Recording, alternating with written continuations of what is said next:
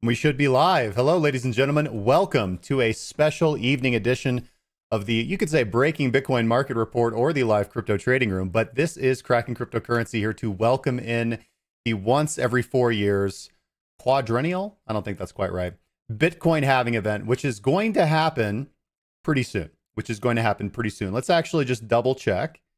Let's see here. Here we go.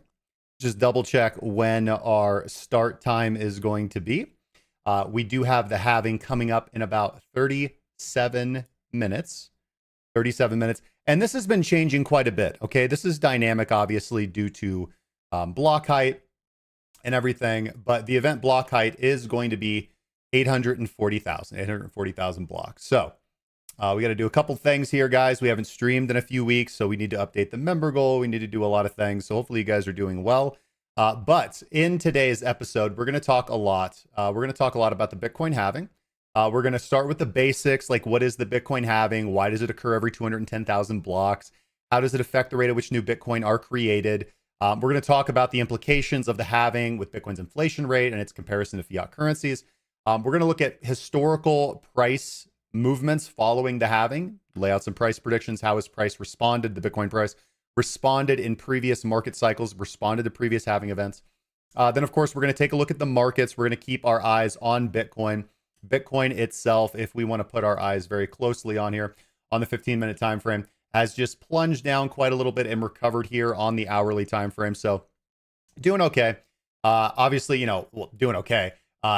To highlight, how trading has been overall and how the market sentiment for the last few weeks is kind of terrifying. You know what I mean?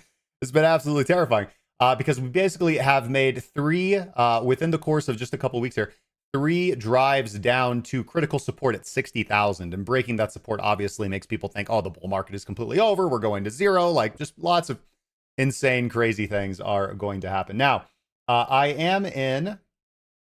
Oh, here we are. Okay. So I am multiply. I'm going to mute myself here on Discord so I don't drive everybody crazy. Give me a second here. There we go. Okay, so I am muted in Discord.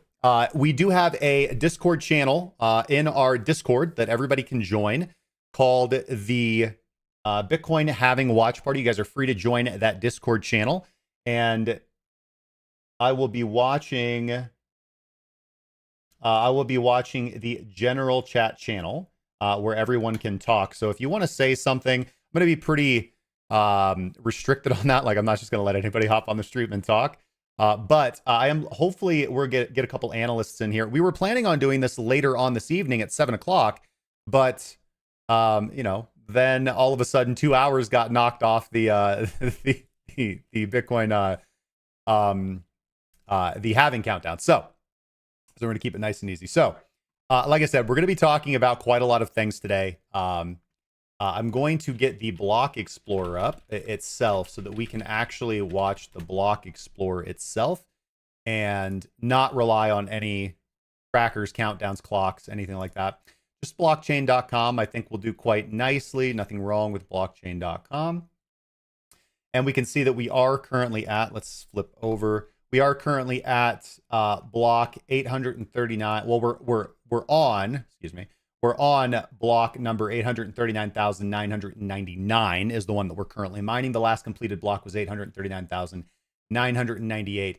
And that halving event is going to occur at the 840,000th block. So I see yes to crypto, top man of the hour, Alex81SG challenged investor. We've got Caprica, we've got Tyler. Good to see you guys, man. Good to see you guys. It's going to be an exciting time, guys. I just want to say on a personal note that, as a trader, as an investor, as someone who's, experienced incredible financial success in the cryptocurrency markets, and again, selfishly as a trader, right? I do care. I did originally get into Bitcoin for the philosophy of Bitcoin. I did originally get into Bitcoin because of my background in studying in libertarianism and freedom, and just being an advocate for freedom and being an advocate for reducing the size of government, increasing the power of people, decentralizing power.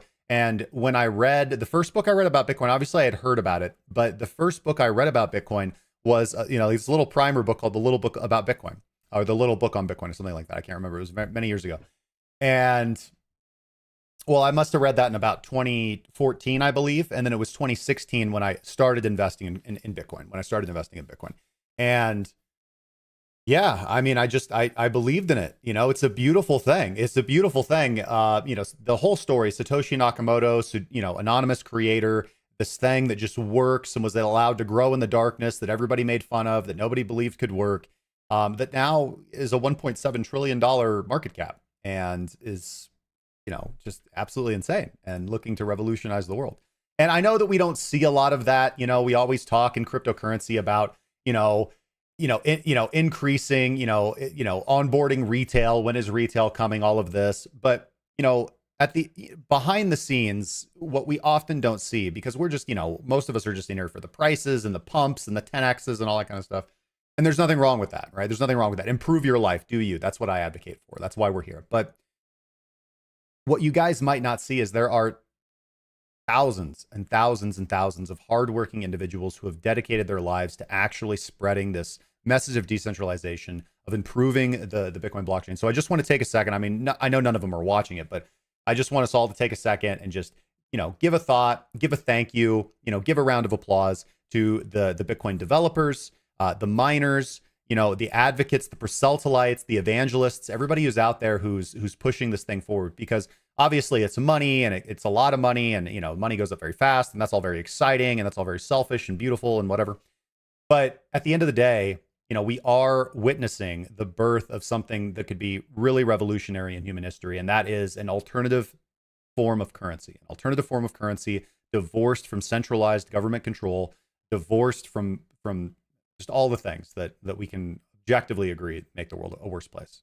And it's just pretty cool to be part of this amazing, awesome technological and philosophical revolution in the world, while also being able to make 10x gains. So here's the 10x gains, guys. Here's the 10x gains. All right, so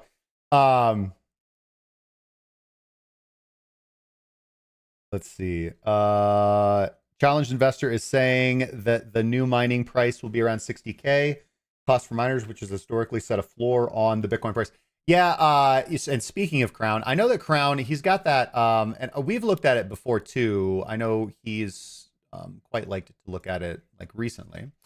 Let's hide these lines from my day trading today, because that's not going to really help us out. We want a more objective view of price.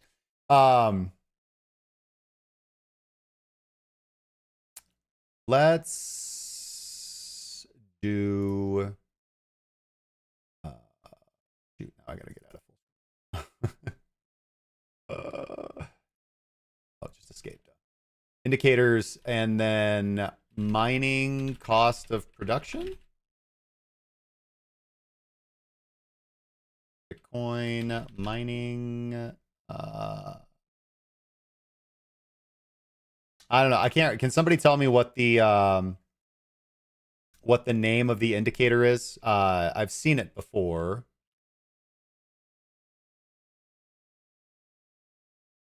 I don't know. Let's try this one. Yeah, I've seen that, where basically the mining cost right now is something like where we're at. Basically, I'll just wait. You guys are gonna give it to me if I just wait long enough. Hey, what's going on, Evan? Good to see you guys in the chat. You got Big Tall. Yeah, it's all good, guys. It's all good. Okay, let's see here. Oh. All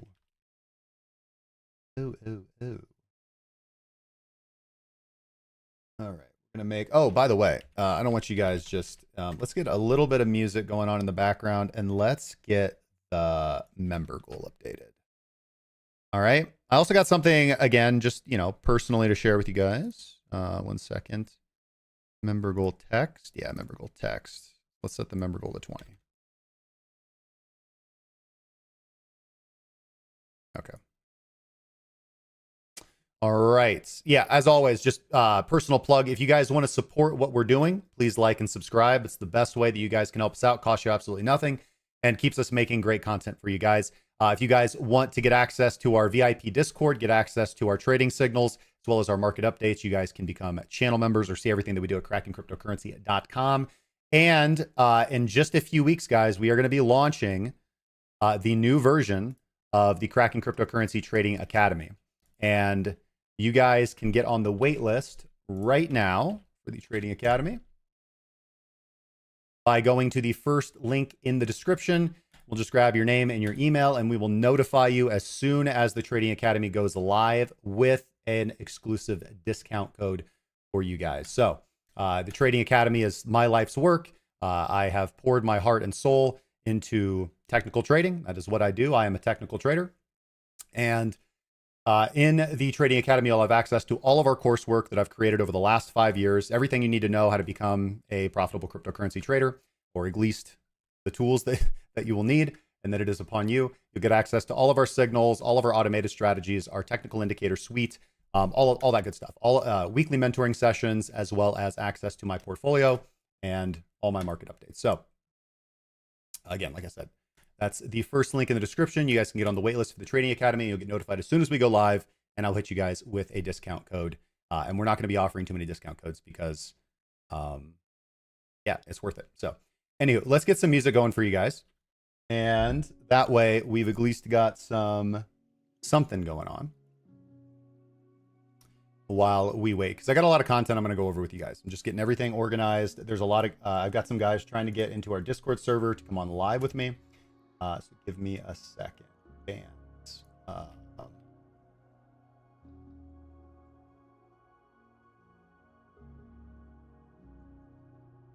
There it is. There it is. There it is. There he is. Oak. Okay, got it.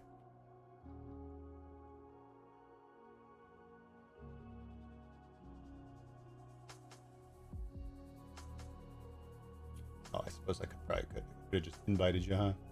I invite you. Boom. There we go.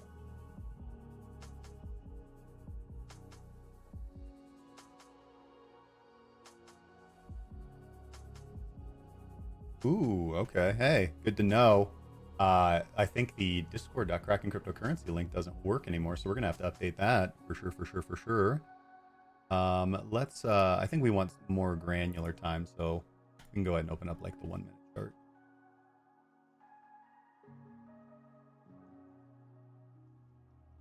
What is going to play out today? Again, we're sitting at 63,907. Nothing super critical. Again, I mean, probably the smartest thing was to be holding longs from this big deviation of support that we had yesterday.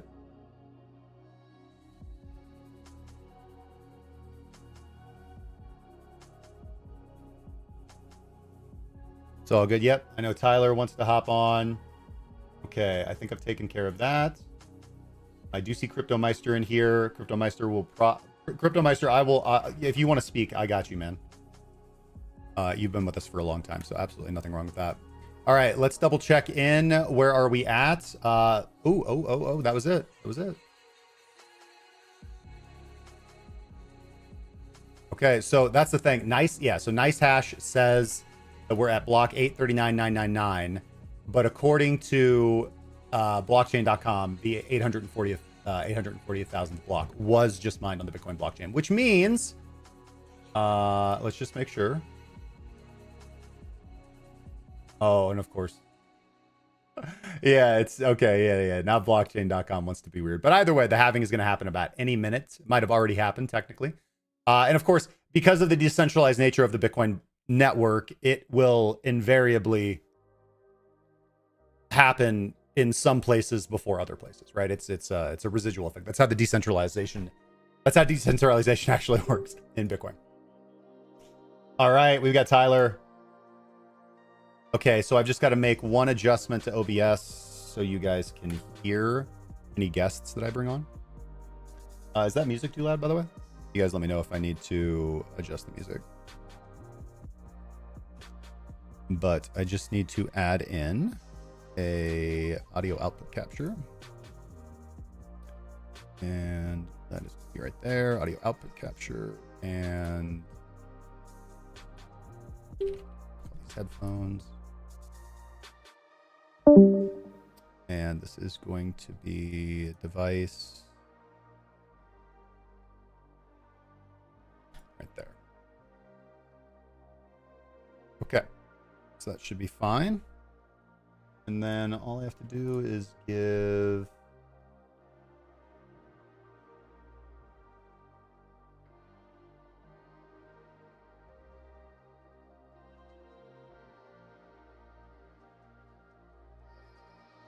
it. Boom.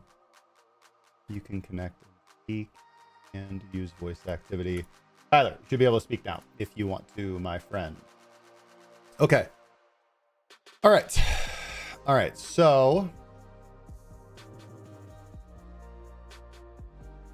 all right, let's check back in. Yeah. So we have, according to blockchain.com, we have now mined the first block, and we should be able. Why are you doing that? It's like I go to refresh and it doesn't like that. So we'll just give it a few seconds. And I bet Nice Hash is going to say that the halving has completed. You know, I wanted to do like this nice elaborate countdown. Putting the Nice Hash, it still hasn't happened yet. So, but we'll just wait for the Blockchain Explorer to reload as soon as there is a new block. Yeah, latest transaction, they're coming in. Those are going into the mempool.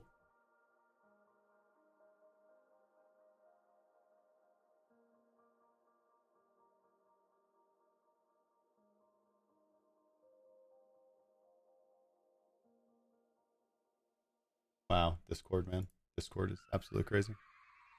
Okay, have we had any immediate reaction from price? Okay. Obviously, the idea, I would say the general retail idea, and interesting that it just basically it's happening right at daily candle close too, which is pretty cool. Now, the previous daily candle was an up candle, did close green. I mean, obviously it's a doji, it's very, very weak, but did close green. And what we almost always notice, and I'll explain this, is that whatever direction the daily candle closes, generally for the first half hour to an hour, the opening candle moves in the opposite direction. And I believe the main reason for this is because so many strategies and automated strategies are designed to close at daily close.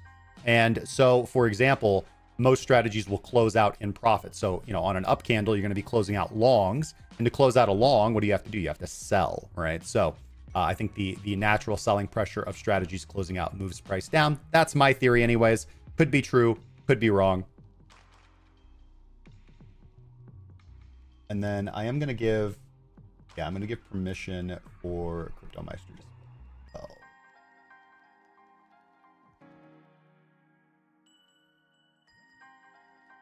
On.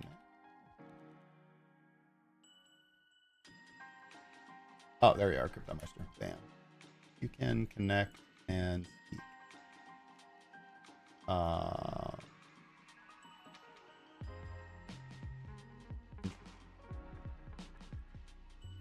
And then we're gonna turn that off though. No voice activity, I think, guys. You guys gotta press the button. Otherwise that could get a little crazy.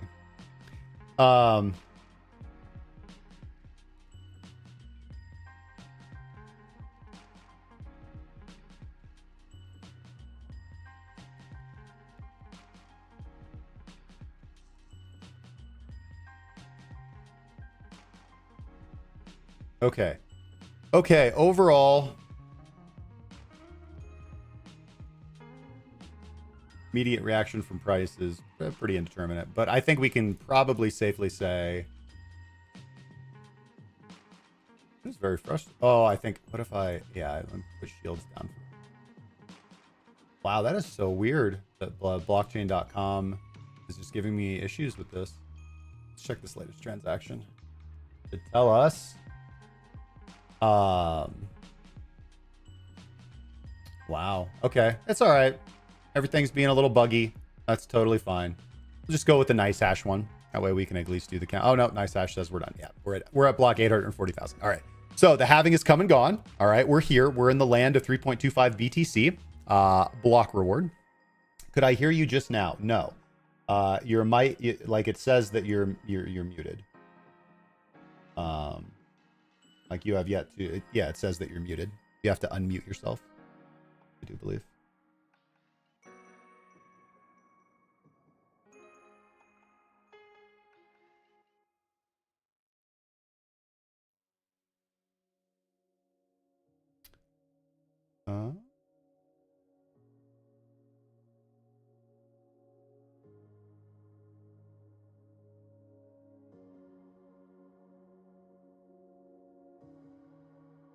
Oh, hold on. Yeah, there we go. Try now, Joe. Should be able to do it now. There you go. I just gave you permission. Should be good.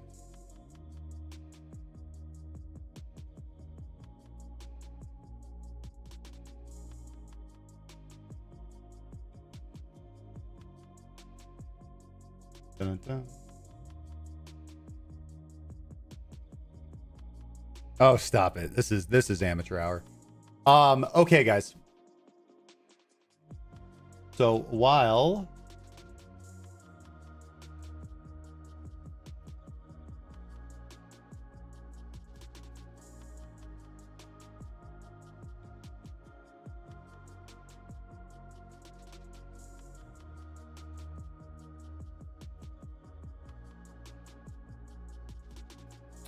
well, this is just awesome. Still no. What do you mean? Like you literally? I understand it's not your fault. Like that's so weird. Like I have the. I'm looking at it. You have permissions. Let's see. Are you soundboard? Use voice activity. Priority speaker. Status.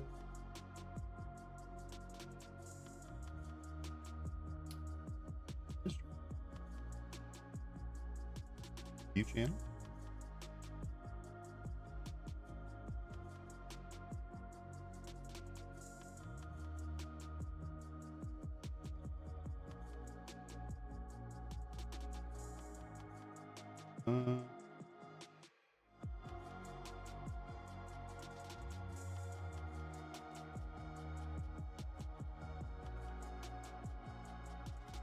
That's so weird, man.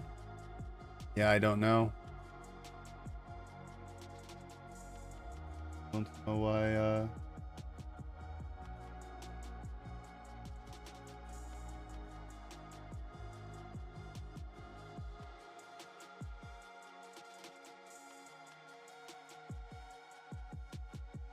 I'll do it for... Because you should be... That should be your role, so give me access. Speak. Do all that. Yep.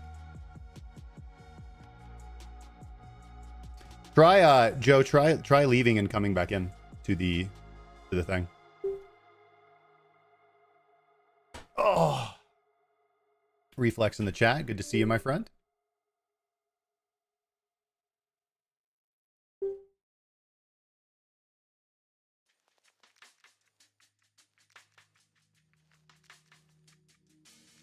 Oh, okay. That would be... I'm gonna invite...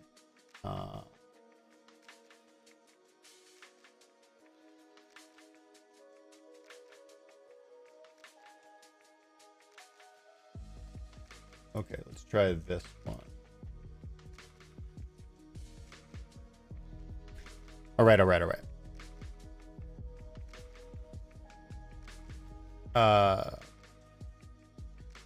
Guys, all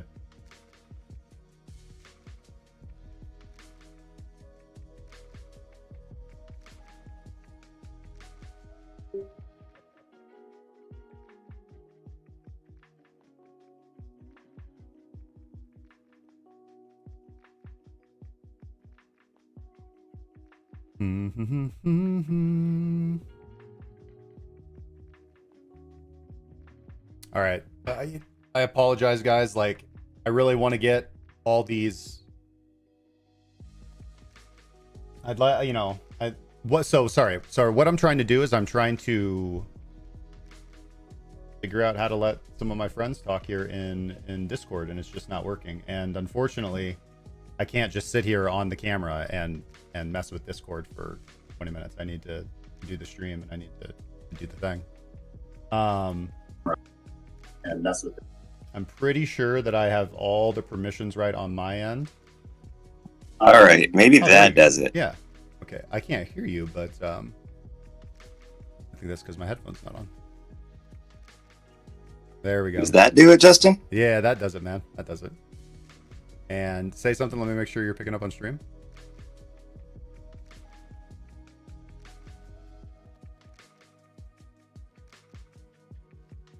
Yeah, here we go. Okay. Yeah, that's a little loud. Let me just turn that down a little bit. All right, cool, man. I'll unmute myself, hopefully, so that you can hear me. You'll probably hear me twice, and hopefully that's not too crazy. But Tyler, man, thoughts on the Bitcoin halving?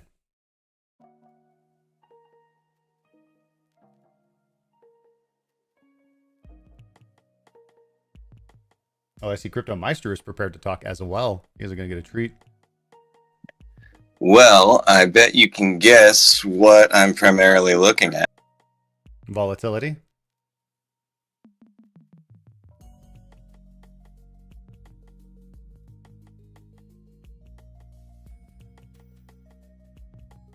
Shocking, I know.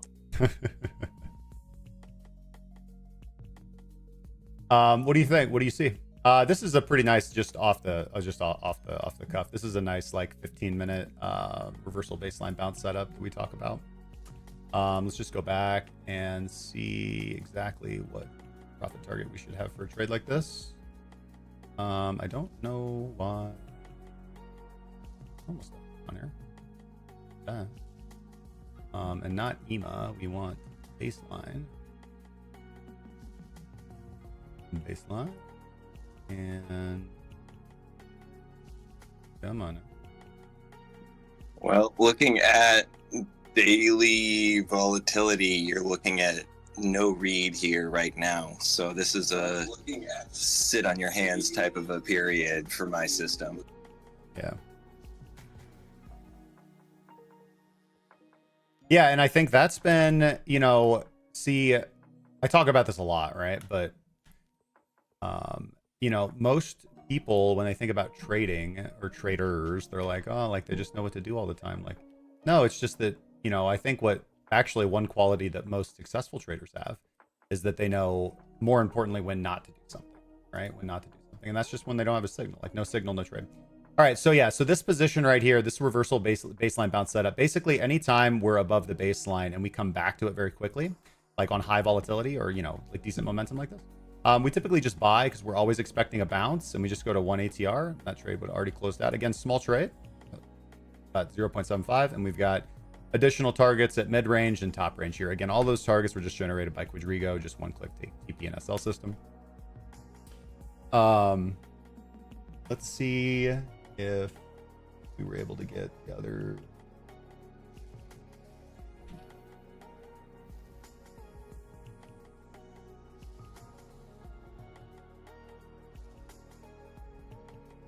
Unfortunately, it seems like we're not going to be able to get Evan on, which is sadness. Justin, for the first time, I actually developed a strategy that doesn't use the ATR take profit system. Really? Sorry, guys. Tyler has to leave. What is this heresy you speak of?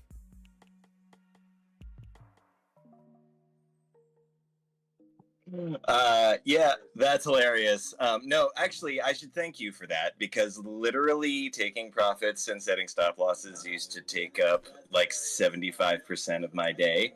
And quite honestly, like every system that I've built in the last 5 years, except for this one, has been evaluated through that lens. This is the only good system I ever built that doesn't use that. So thank you for saving me an infinite amount of time, Justin. It's all good, man. All good, my brother.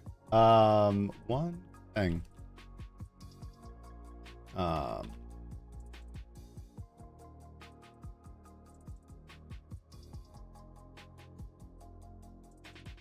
All right, let's see here. What's trying to stay. All right, Reflex is saying that it's starting, that we're pumping to 67K.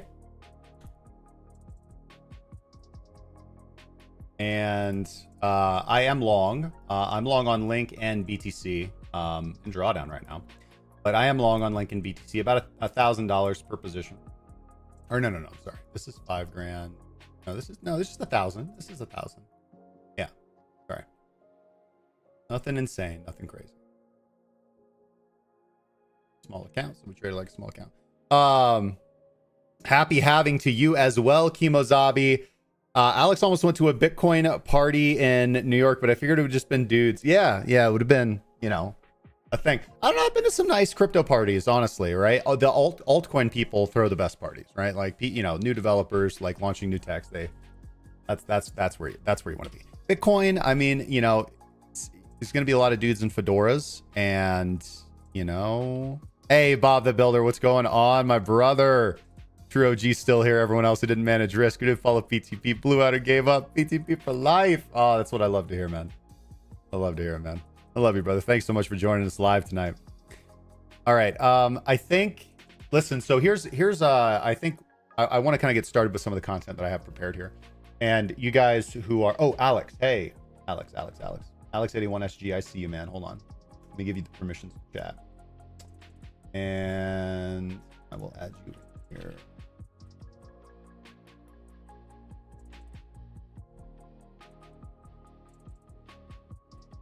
There we go.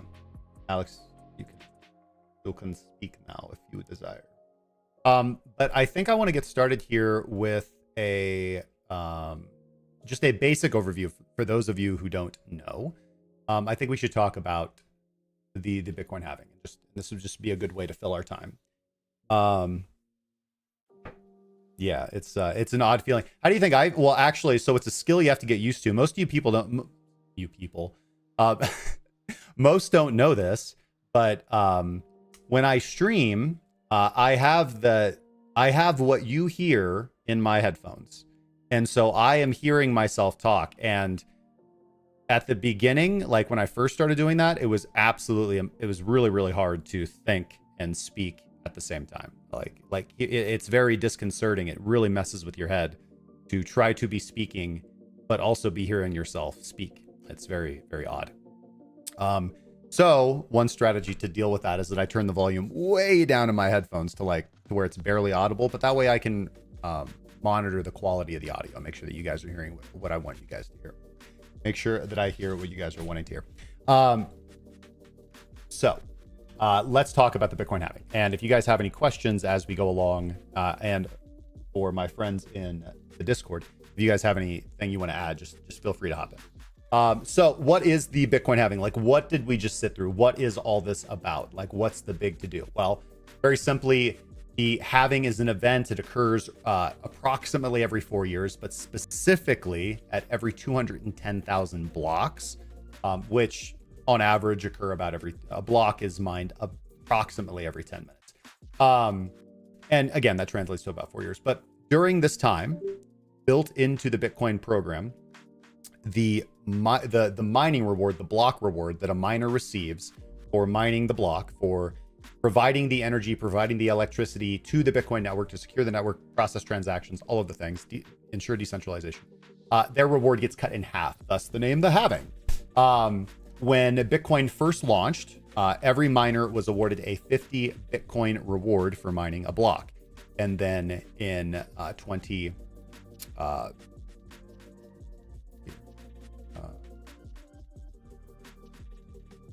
November 2012, the first Bitcoin halving, that block reward was cut from 50 to 25. And then again in July 2016, that block reward was cut from 25 to 12.5. And then again, the last halving that we occurred in May of 2020, the block reward was cut from 12.5 to 6.25. And the block reward that we just experienced right now, April 19th, 2024, reduced the block size from 6.25 to 3.125. Now, personally, and I've talked to a lot of nerds who are way smarter than me about Bitcoin. Personally, the kind of consensus among most of these people is that they wouldn't have chosen such a quick decay for Bitcoin. There's pros and cons to it, obviously, but just that quick decay, basically the halving wouldn't have been every 210,000 blocks. It would have been every 1 million might have been a slightly more appropriate, or 10 million might have been slightly more appropriate. It may be a little bit more in line with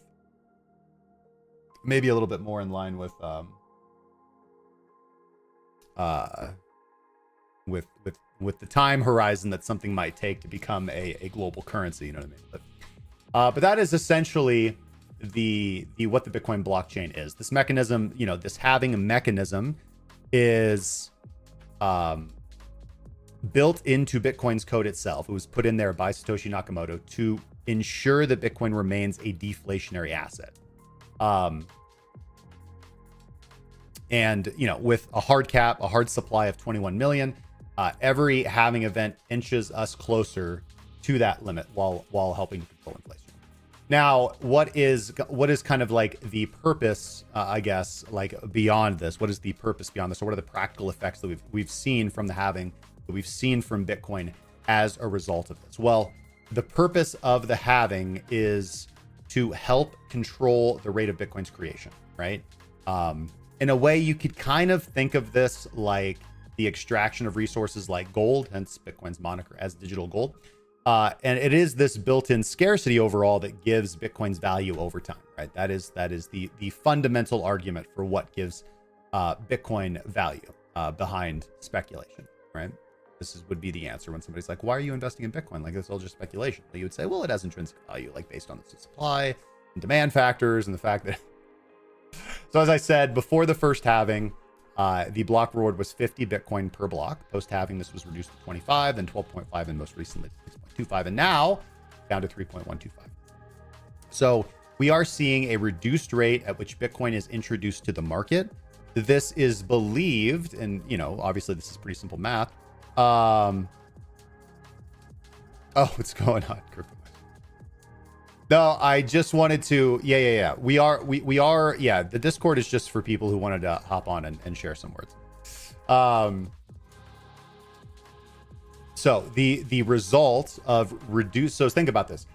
Supply is introduced. Extra Bitcoin is introduced into the Bitcoin ecosystem every 10 minutes. We have an increase in circulating supply because every time a block is mined, that miner receives new Bitcoin, and there is now more Bitcoin to sell. You would think that this consistent introduction of supply would make something less valuable because, obviously if I have just one orange and there's only one orange on planet Earth, it's worth a lot. But if there's a million oranges, then they're much, much less valuable.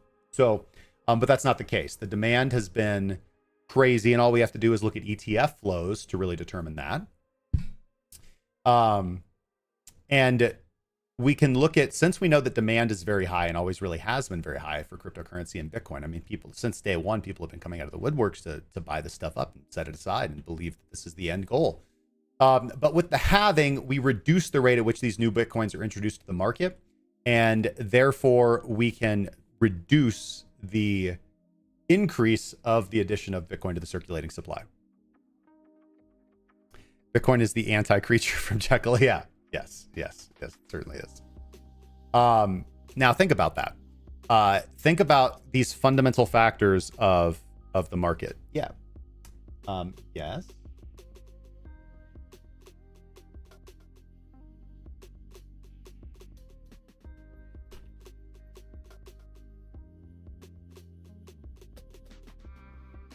Oh, we might have the man, the myth, the legend, Mr. Alexander Pearson himself rolling into the channel here in a second.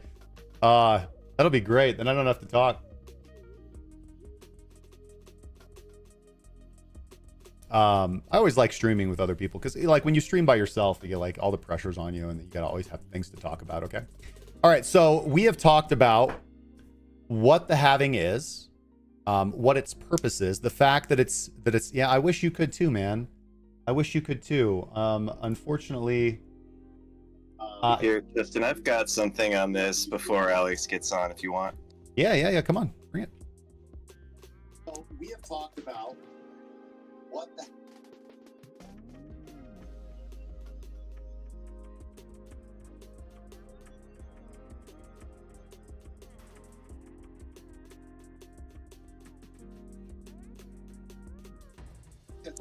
Okay, sorry, there's a significant delay in hearing back from you. I'm sorry, I don't mean to talk over you. No, it's this point. But what you're talking about with the halving, this is a great news event, to kind of come across the headlines. And one thing that brought me into the space years ago was just the understanding of basic math. Sorry, there's a significant. And the mere fact of, okay, there's ever going to be 26 million Bitcoin, and once you're changing that, you're not talking about Bitcoin anymore. And there's an absolutely infinite supply of dollars. And when you chart the one thing against the other thing, like that's where the sound money principles as well as the 10x's come from.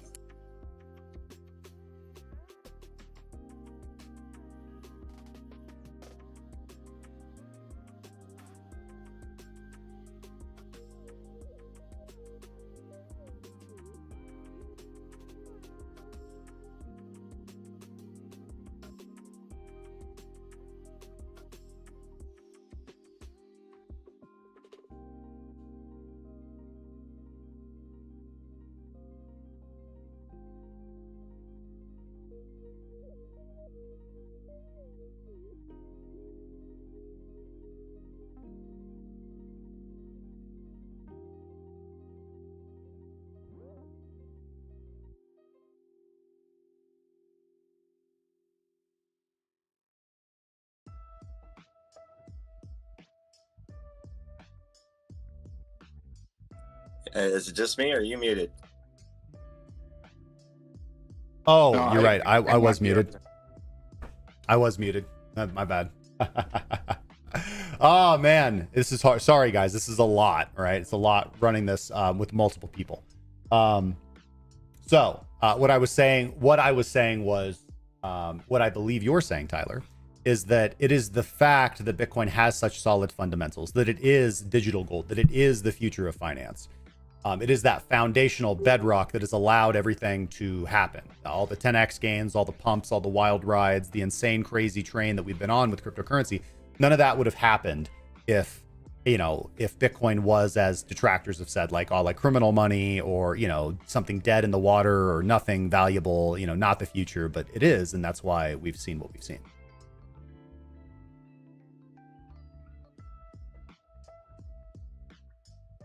Somehow you're muted again. Oh wait, no. Actually, Yeah. I muted the TV. Never mind. We're good, man. We're good. Alex Pearson, what's up, man? Hey, good evening, guys. Good to hear from you, man. Good to see you guys. Hey, Oh, you know what I could probably do? I can probably, here, let me do something real quick so that That's my mic. it sounds good. You sound really good. Yep. All right. I am going to do, at the risk of borking it all up. Hold on a second. Here we go. Here we go. So this one, okay, but I need to, and there we go.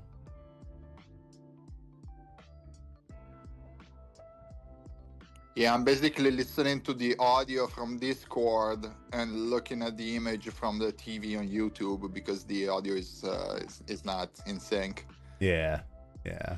But I don't want to talk over you, and so I need to listen to you on Discord. No, that's all good. Okay, I'm trying to. Unfortunately, that's like really wonky too. Oh, here I know. I got it. I think I got it, guys. I think I got it.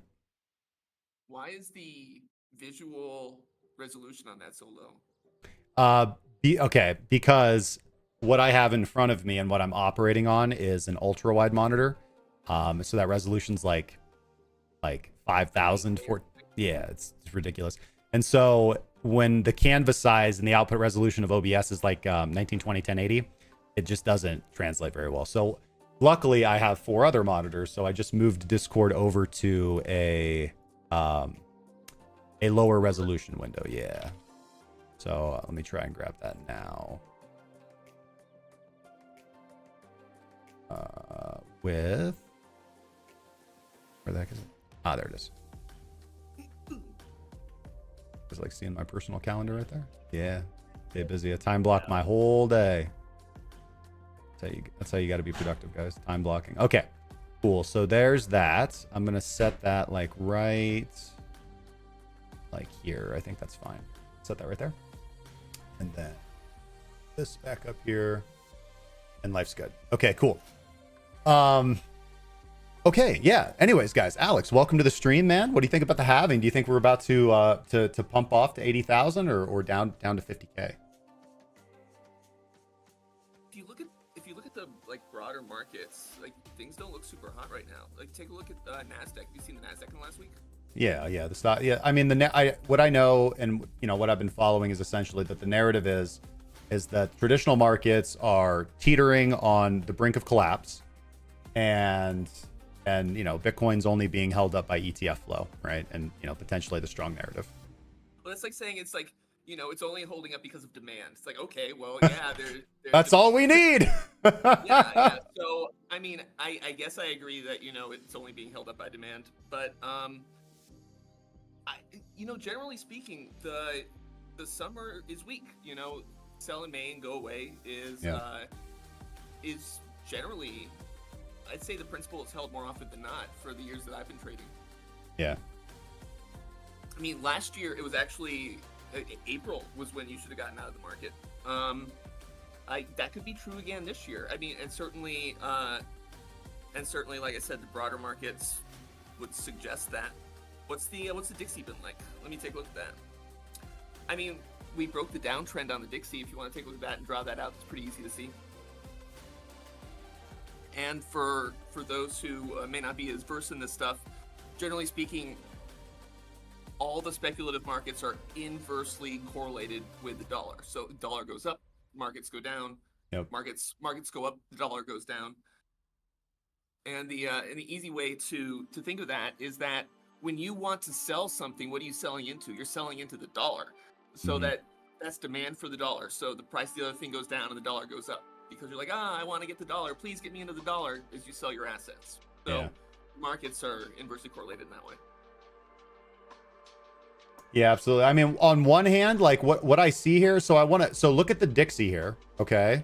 All right. We're all looking at this. And what I'm going to do is I'm just going to invert the Dixie chart. Okay. I've just flipped it upside down. I want you guys to remember this for a second. And we're going to go look at, uninvert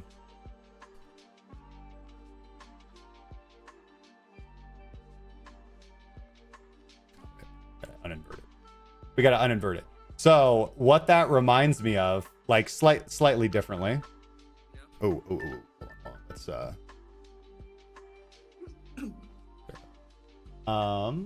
hold on. That is okay.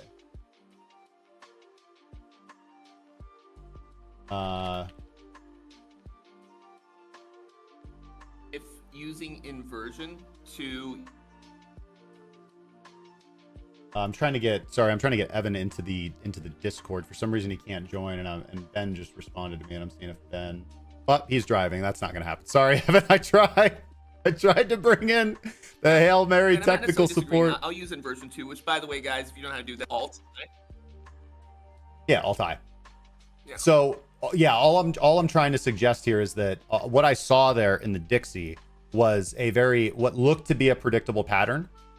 Because this is tether dominance, and basically, and I got this idea from Evan, by the way, so shout outs to you, my friend. But again, if we here, let me get off Magnet because that's annoying. We put that on the weekly, maybe. Sure.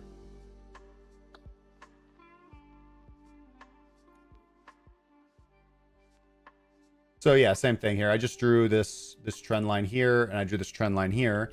And basically, like whatever momentum oscillator you want to use, there's a little the momentum oscillator signals are clearer on the daily, of course, because they're more granular, but 7 times more granular. But here we just have this very nice like rectangle pattern.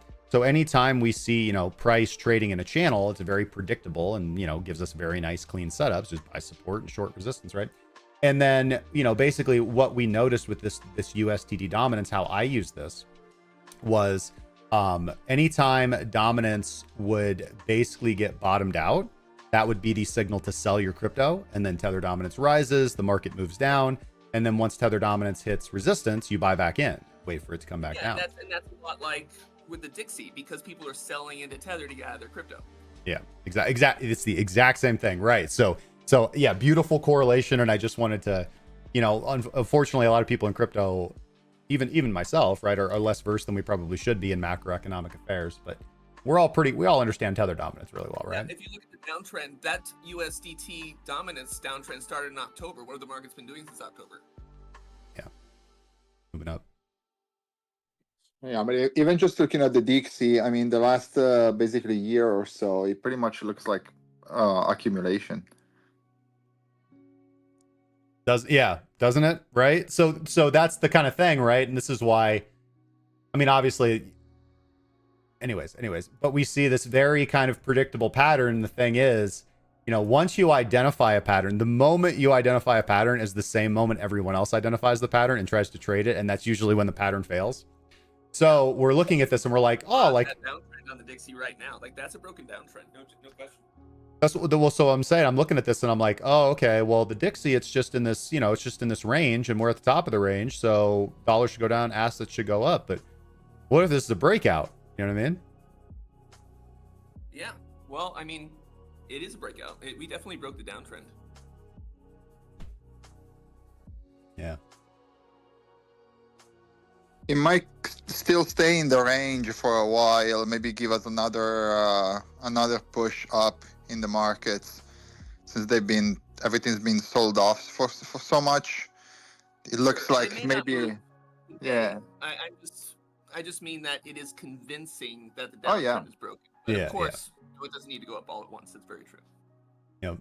Yeah, these things, and that's so. That's, I think, one of the challenges, certainly that I faced, and obviously still do face, because it's just a challenge, in kind of making that transition, or trying to bridge the gap between analysis and trading. You know what I mean?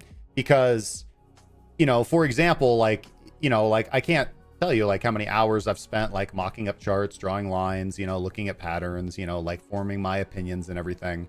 But then when you go to translate that into actual trading, like it's very hard to like actually keep in your head that like when you're doing analysis on a weekly chart, like the idea that you want to see play out is going to take months, right? And it's hard to keep that same conviction and surety of your views on the market day after day, hour after hour. The markets move here, the markets move there. Things will look bad, things will look good, and all your friends in the news and everybody is screaming at you all these different ideas, and it's challenging. I mean, heck, like most of the time I go long, and if I see a big red 15-minute candle, I'm out. You know what I mean? Like I'm like, oh, no. Gone. But this time of the year is always like this too, right? Between the tax drain that happens, every year. That's cyclical, right? People sell assets to pay their taxes, especially this year that a lot of people made a lot of money, so they likely have to pay a lot of taxes. What better time to sell that coming into the halving, Exactly. Right after an ETF got approved. Well, not only that, I was reading Stock Operator, Reminiscences of a Stock Operator. Yeah, Reminiscences of a Stock Operator. The reason the summers used to be slow historically was that the traders would literally all go on vacation during the summer, and so there was just no one trading the markets, and so the markets would be in the doldrums during the summer. Right. And I think that's still true in a lot of ways. I imagine that there are a lot of institutional traders that just like they take the summers off, and there's no one moving the markets. Yeah. Well, this brings up an interesting point, you guys, and I'm not the most versed on this macro cycle analysis type of stuff, but since the previous all-time high was breached for the first time since before the halving, rather, this cycle, I'm wondering, there's these theories about a shortened left translated cycle, I think it's called. Yeah. Yep. Yeah. Now, I think there's some credence to that idea, and there's some credence to the idea, the narrative that it's just fueled by the crazy inflation, and that adjusted for inflation, the previous high wouldn't have been higher than the all-time high. So that's an interesting debate. I'm wondering, here's my thoughts on it. If we are to see a shortened cycle, it will probably be done before the end of this year. And will probably be muted in terms of price targets. I would think that if we do get our summer of sideways, then that would probably be good for the crypto markets longer term. It would be a more normal kind of 4-year regular cycle, and the price targets could remain as high as they sort of have been based on previous cyclical 4-year, fractals. What do y'all think about those competing ideas? I think a lot. Hold on, I got to do the one thing real quick. Prophet Bear, thank you, man. Thank you for joining, man. I appreciate you, my brother. Thank you for becoming a member. You remember before, but then I went and deleted all the members because I don't know how to use YouTube. So thank you, man. Listen, so I basically heard this, like, this is just right along, essentially that at the end of the day, wow, we got somebody like spamming in here. Second, I gotta find this guy. What the heck is this guy? Ban. Bull market. Yeah, you see this? That got over server. Anywho, I don't know all the talking points, but just essentially that, again, I know that it all boils down to the fact that basically, because we can think of like Elliott wave analysis, like because Bitcoin's had like 5 impulse waves to the upside, macro wise, big price highs, that it's like, like the adoption of technology or something like that now we're going to go into like a pronounced like bear market thing. You know what I mean? I mean, there could be something like that. If you remember, if you liken crypto to the internet boom back in the late 1990s, what happened is there was a big boom for quite a while.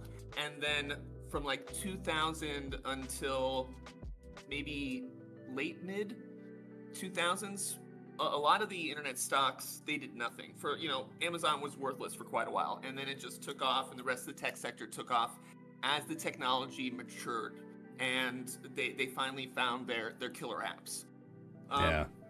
We could see something like that for crypto. I mean, yeah, I don't. Who can say the future? In that with that much certainty, but it's just entirely possible. Yeah, I mean, listen, you guys know my take on technical analysis for forecasting the future, right? I'm pretty much a believer that it's nonsense. Again, like I'm a technical trader, so I've been able to make money through my career, like not being able to tell the future. It doesn't matter. I just understand statistics, and again, I don't want to. This is all like it's super cool. It's super fun to talk about. This, I mean, I read this stuff too, right? It's very thought provoking, but at the end of the day, I don't think that, because it's all like Elliott wave. It's all like Elliott wave analysis, man. Like Elliott wave analysis is predicated on the fact that there is some credence to how Elliott wave things work, and that you can use technical analysis to predict the future. And I fundamentally do not believe that to be true, because I understand physics. And if you understand anything about physics, you understand quantum, which is the fact that nothing is predictable. Everything is chaotic all the time. And life and the universe is emergent, basically, that it changes as it goes. True. I think that's a reductive view. There are some things that are fairly certain. For instance, if I told you, I think the sun is going to come up tomorrow, it's like, well, technically, the world could get struck by a meteor and there's no more Earth, and therefore the sun will come up tomorrow. And that is true. There is a chance that the sun will come up tomorrow, but that's pretty sure. Yeah. As far as technical analysis and seeing the future, I've come over time to realize that technical analysis is a lot like weather forecasting. If I told you that I could 100% certainly predict the weather, like, that'd be crazy. It's a chaotic system, all the inputs, butterfly effect, yada yada yada.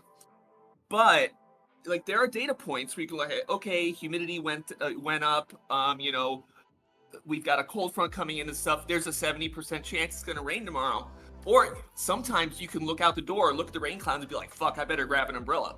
And is that 100% certainty? No. But using weather forecasting, you can get a good idea of what is going to happen in the future, because chaotic systems still have like cyclical and repeating things. And, weather patterns, chart patterns. Like, does the weather always do the exact same thing in the same way? No. But you can look at a mountain range and be like, okay, this is the windward side of the mountain range. More rain is going to fall on that side of the mountain range than the other. It's like, well, okay, we agree. Sorry, you say that just statistically, Okay, so I think we agree Actually, I think we completely agree, because I completely agree with you with the analogy with technical analysis and weather forecasting. Yes. You know, but if you want, There are jokes about how accurate weather forecasters are. and it's no. true, yeah. But here's the thing: they are pretty accurate, but within a short time period. Like, we can predict the weather like a week out, sure, no problem. But we cannot predict the weather 3 months out, 6 months out, 9 months out, 12 months out, because the farther. If I told you the summer is going to be hotter than the winter, well, that's probably true. And that is a prediction months out. And yes, there's a chance we go into an ice age and ends up not being true.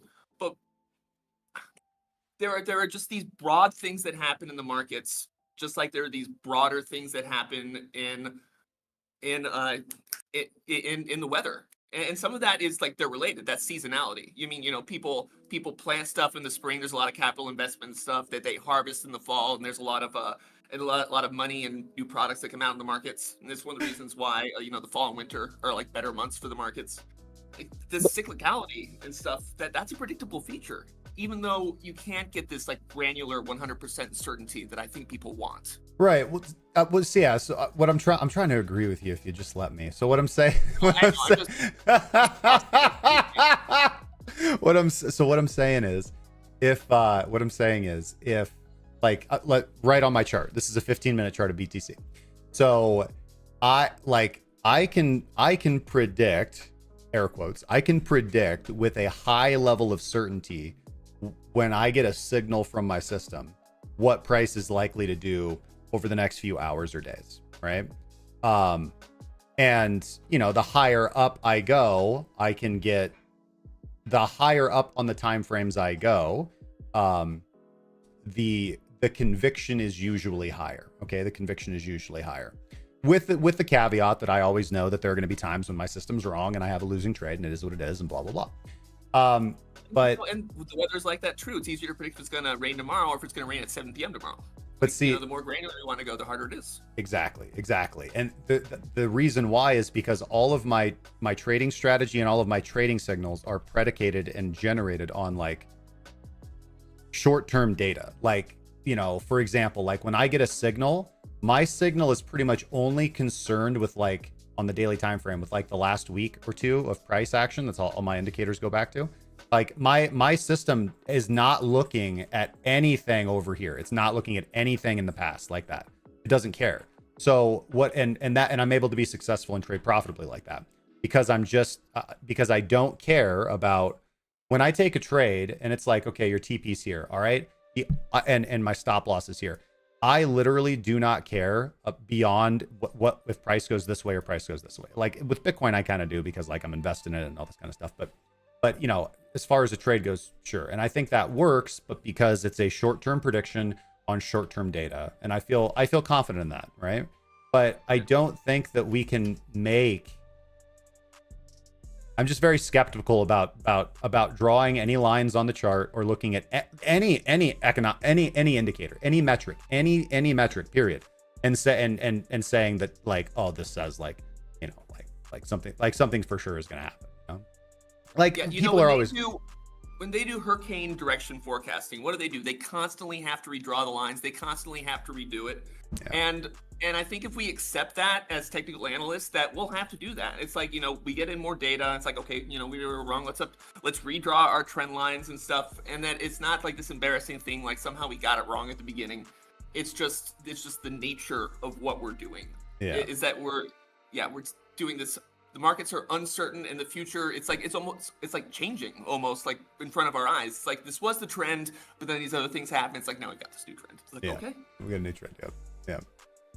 Yeah, the only one thing that we know for sure is that every 4 years price has to be higher or something, because I mean, at the end of the day, the price of Bitcoin is tied to mining. That's what determines it. Miners are more market makers than the market makers, because you either have price going up or you have no mining and then you have no network. So it's either price goes up or price goes to zero because you cannot mine blocks. Simple as that. Yeah. It's like, well, if miners went to zero, then difficulty would go down and then it'd become profitable again. And I must give, props to the system that has those sort of, self-correcting mechanisms in it. Yeah. I actually Okay. think that This is I want to know what you guys think of this. I've been thinking about this theory that this might be the cycle that actually kills the altcoins for a few reasons. Well, first of all, because of the kind of thinking about the dot-com bubble, right? All these tech companies, hundreds and hundreds of them, and then just a few survived and flourished. But besides that, the past altcoin cycles, they were really fueled by people rotating capital out of Bitcoin and into alts. But if now we are saying that one of the main kind of fuels for this Bitcoin bull market is the ETF, it's not like people are going to sell ETFs to go and buy Doge. Right? Capital is going to stay in the ETF or it's going to go out, and that's it. It's not going to, rotate into altcoins. So while everybody is waiting for these crazy multiples on altcoins and new all-time highs on all these older coins, I think that we might see new all-time highs on maybe like the 1% of the altcoins, if that. And that's it. And then at the end of the cycle, 90% are just going to be gone, flatlined. Yeah, I think. Go ahead, Joe. The Zeno brothers talking about after the big correction recently. He was saying if you want to be in the alt markets, chart your alt BTC pair and look at the drop down in October. And by the way, if your coin is not older than October, then forget about it. But compare the October lows to the recent drop down to 60K and where that put your alt versus BTC. And if the recent low is higher than the previous one, that could be a strong alt for you to be in. And if it fails that test, you may want to rethink your investment. And I have to reflect on that. I went and checked this chart, and two of my big bets, mainly Ethereum and Chainlink, failed this test. My other big one, Solana, passed with flying colors. But I want to know what you guys think about I think that, so first off, by the way, Don Cannon, thank you for the 25 crones, my brother, longtime viewer, first time caller, I think. Yeah, longtime viewer, first time caller. Thank you, man.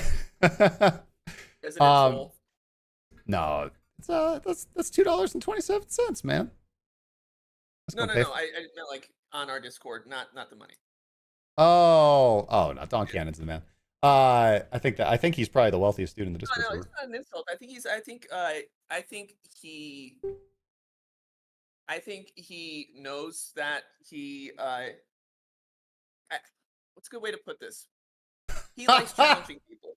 He likes challenging people. And it's one of the things I like about him. Yeah. With regards to what going back to what Alex said about this being the cycle to kill the altcoins.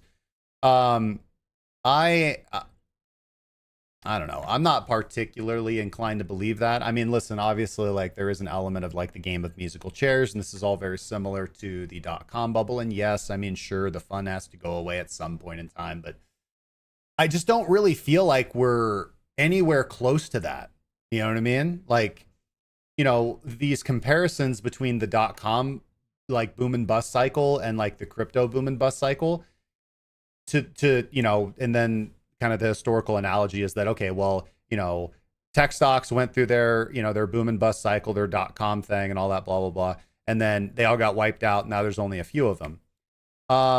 Like, first off, is that really the case? Because there are more tech job listings than I have ever seen. There are more people going to college for computer science degrees. There are more people with computer science degrees than ever before.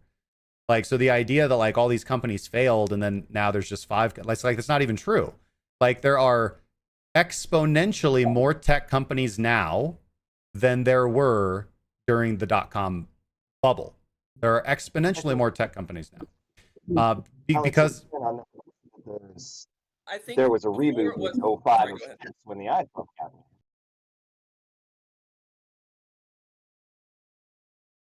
To me, the way I see it, the tech bubble was irrational exuberance, and now there's rational exuberance. good point. A good point. Yeah, yeah. Here's what I am suggesting is that we have not even really reached the irrational exuberance level yet. We haven't even gotten there yet because we're still too small. You know, like if you could, like, we got to compare the numbers. Like what, you know, like compare the numbers. Like what was the here, let's go find out. Let's just go look. Let's go look at the NASDAQ. What was the NASDAQ? What's the chart to pull up the NASDAQ? I want the NASDAQ market capitalization. Oh. But doesn't like all the crazy airdrops fever, for example, that's been going on for almost a year now, feels like all the IPOs during the dot-com bubble time. We've been basically, I think that the altcoin market is somewhat still afloat and it's been going up, mostly because of these all airdrops, right? This is all like, there's projects that, you know, come up and 2 months later, they airdrop at valuations of hundreds of millions, if not, you know, 1, 2, 3 billions, if not more, right? And they come out of nowhere, but we are, Alex, sorry, hold on. But what means is that we are drowning in coins. We are drowning in coins. All these are projects that have like crazy unlock schedules. And so it's just supply, so oversupply that's gonna keep going. Who's gonna buy that? Yeah, I'm certain. Listen, I'm not going to deny, like we call it is what it is, right? I'm certainly not going to deny that most of these valuations are unjustified, and that this is very characteristic of a speculative cycle. However, I mean, there is also a reason why these altcoins are launching with these high valuations, and that's because this thing called Bitcoin got created in a garage somewhere, sometime in the darkness when nobody cared about it. And then it got out into the world and it grew like by hook or by crook into this not multi-trillion dollar, but $1.27 trillion industry. And it made a lot of people wealthy. And then Ethereum came along and made a lot of people wealthy. And a lot of other coins came along and made a lot of people wealthy. And that money isn't really going anywhere. That money's staying in crypto. And that money is just doing what money does. Like it's looking for the best place to sit to grow. That's what money does. Like money is low entropy. So it looks for a place to sit and grow. And yeah, I mean, I guess I'm just trying to paint all this in a slightly better light. You know what I mean? To expand on that, I've never heard someone classify money as low entropy before. What do you mean by that? Well, that's interesting. Money is like water; it follows the path of least resistance. I mean, yes, that's a good way to put it. Just give me a second.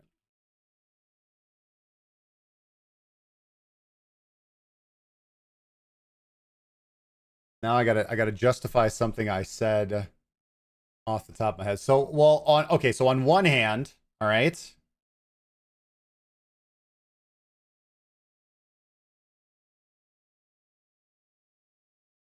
You really got me. You really stuck me, Alex. Why'd you have to find that interesting, man?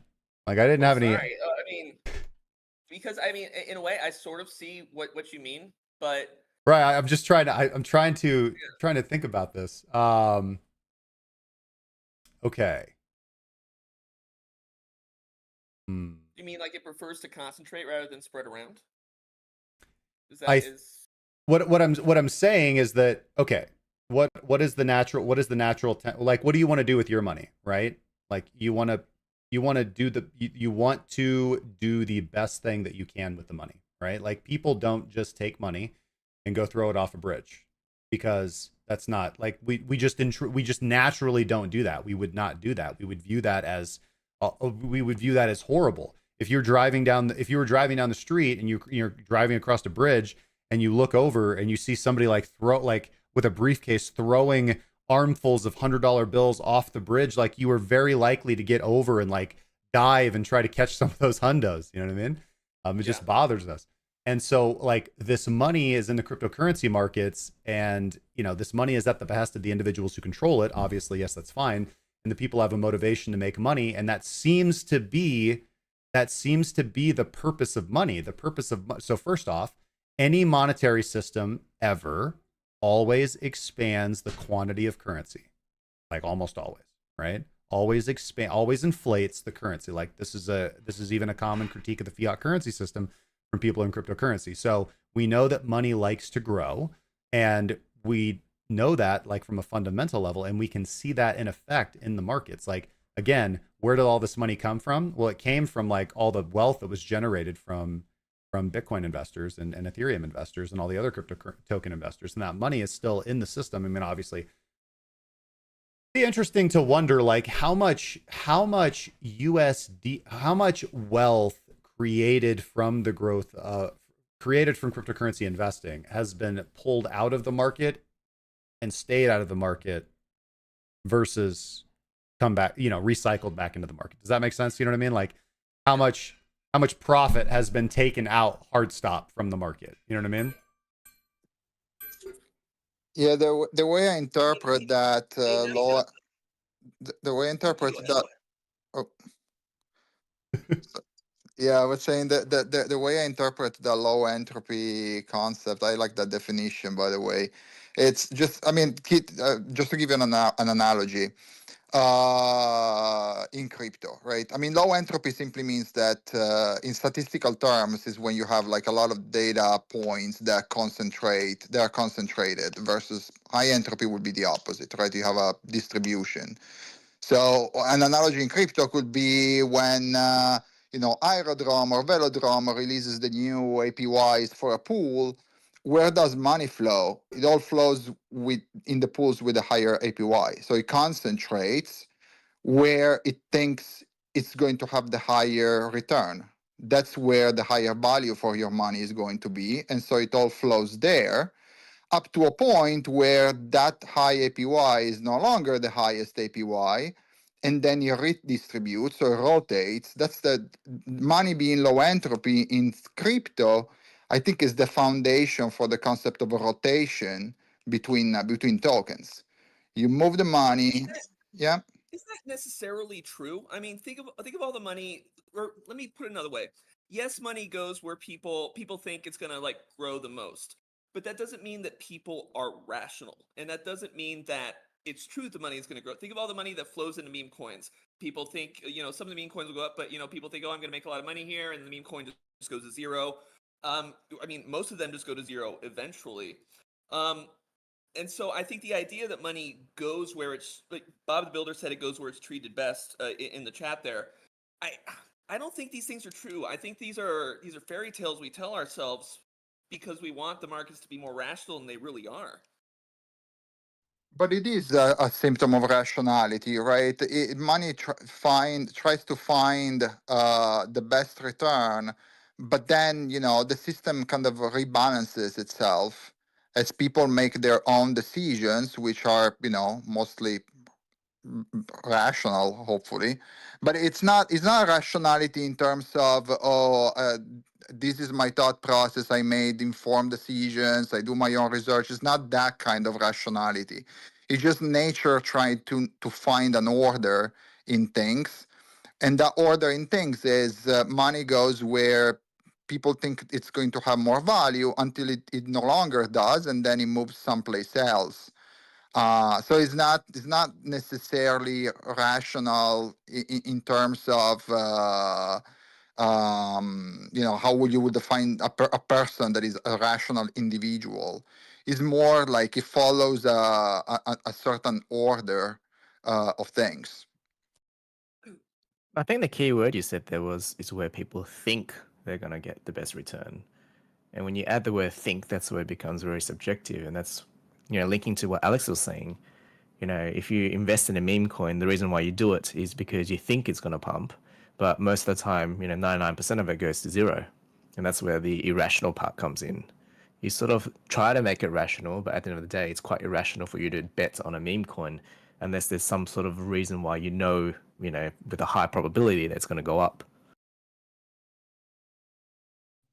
But there is I mean, some sometimes rationality. the only reason is it's meme coin season, let's bet on meme coins. And sometimes that is a good enough reason. It's, you get this herding behavior in the market. And sometimes it is a good bet because, sometimes doing what everybody is doing in the markets is good. Sometimes doing what everybody is doing in the markets is bad. It's part of the job. So I'll just like, say, go ahead. there is some overtime rationality. Like, honestly, the meme coins in the early what are they, NFTs? Like, they should go to zero because they're useless. And like, there's an argument to made that they shouldn't pump in the first place, but like, it is also true that like those things eventually dump off because they're stupid. And it's also true that if you buy the blue chips and hold them on the long-term time frames, like that is generally good advice. Like Alex, you said, selling this market in April last was a good idea. Honestly, I bought the tits off this market in January, February, and forgot about it until October, which turned out to be a great decision. Like, Yeah. there's an overtime rationality to like buying the big names and like hanging on to them because they're good. Yeah, well, ultimately, things are only worth what someone else is willing to pay you for them. And, as long as there's going to be increased demand in the item that you're holding in the future, it doesn't really matter what kind of use it has or what kind of, you know, supposed benefits, because it's all what someone else. There are plenty of good technologies that no one ended up caring about. There was never any demand, and there's plenty of like stupid bullshit that ultimately people like threw money at, and the price went up a lot.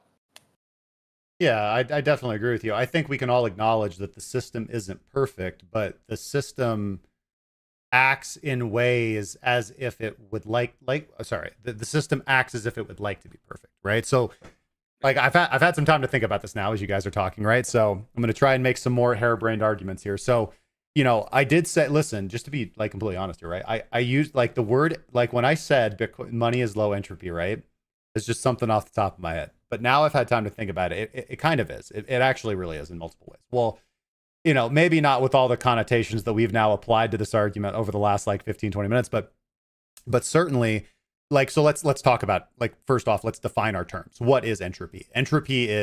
Low entropy is order and orderliness, and high entropy is chaos and disorderliness. All right. So we know from what we understand about the universe, we know that one fundamental law of the universe, it's the second or third law of thermodynamics, is that in a closed system, entropy increases, period. That is a law of the universe. So the universe is a closed system, as far as we know, and we can observe entropy continually increasing. And the unfortunate fate of our universe is not, another Big Bang, is not a fiery end, is not an explosion, is not a contraction expansion. It is just a slow, cold, ever expanding, ever more, ever more uniform thing. So when well, it's actually quite the obvious, right? Because actually low entropy is the height of chaos, which is, well, it's weird. It's order and chaos, but because as entropy increases, everything gets uniform. All right. Everything will get infinitely farther apart, and everything will be basically the height of entropy is everything is infinitely distant, infinitely cold, infinitely. Yeah. So it's kind of a weird concept to think about, but money acts in ways to increase order or to reduce its entropy rather than create more disorder.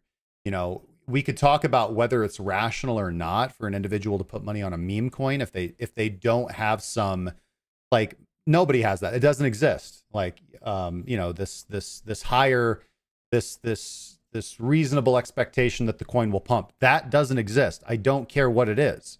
Like, there is no difference, like there is, right? But there fundamentally isn't a difference in speculating on whether Bitcoin is going to go up in the next 2 months or whether the most random altcoin that some scammer created on Dex Screener is going to go up over the next 2 months, right? Like, the ability to predict the future doesn't exist. Like, again, we kind of like conversated and argued about that a little bit, but not argued, discussed. And yeah, so I think that I think that, again, taken as a whole, we can see the actions of investors being largely rational. Everyone is acting in their own selfish self-interest, trying to put their money into the thing that's going to go up the most. And I agree with that. yeah.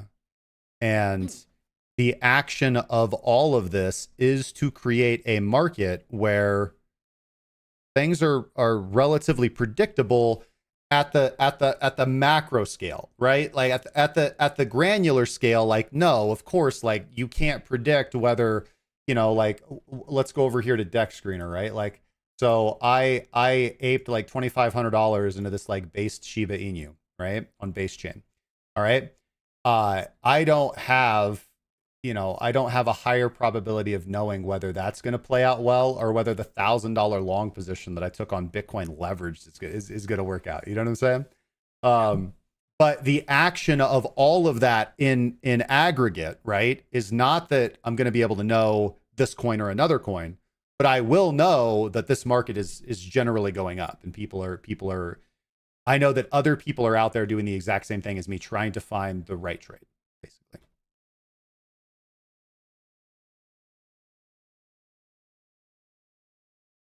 This is pretty fun. I like having all you guys on here. It's pretty nice. We're I don't getting very philosophical here. Yeah, I was gonna say, like, this is we're getting a little bit into the weeds here. So let's talk about okay, guys, let's talk about something fun. What about price predictions or how you think this halving is going to play out? All right, so this is the fourth halving. Okay, we've had 3 halvings before this. The first halving was in November 2012 when the block reward was cut from 50 to 25. The price of Bitcoin at the time of the halving was around $12. And over the following year, Bitcoin went all the way up to $1,100 in November 2013. That's absolutely insane. Second halving, July 2016. Block reward dropped from 25 to 12.5. The price at the time was about $650. 18 months later, baby, in my first Bitcoin bull market, Bitcoin went up to $20,000 on December 2017. And then the last halving, all right, May 2020, block reward cut from 12.5 to 6.25. Price was around $8,500 at the time of the halving. And despite the pandemic-induced market crash in March of 2020, Bitcoin recovered and surged to 64,000 in April 2021. Will this halving be the same? Are we gonna pump? Or is this gonna be the first time that we put in like a macro low before a macro high on the get it? What? Say that again? Oh, I'm sorry if you guys have general chat up. It's so bad. It's so good, actually. It's funny, but yeah. What do you guys think? Are we going? In general, where do you guys see price in 6 months? 6 months higher. Mm-hmm. Higher. Okay.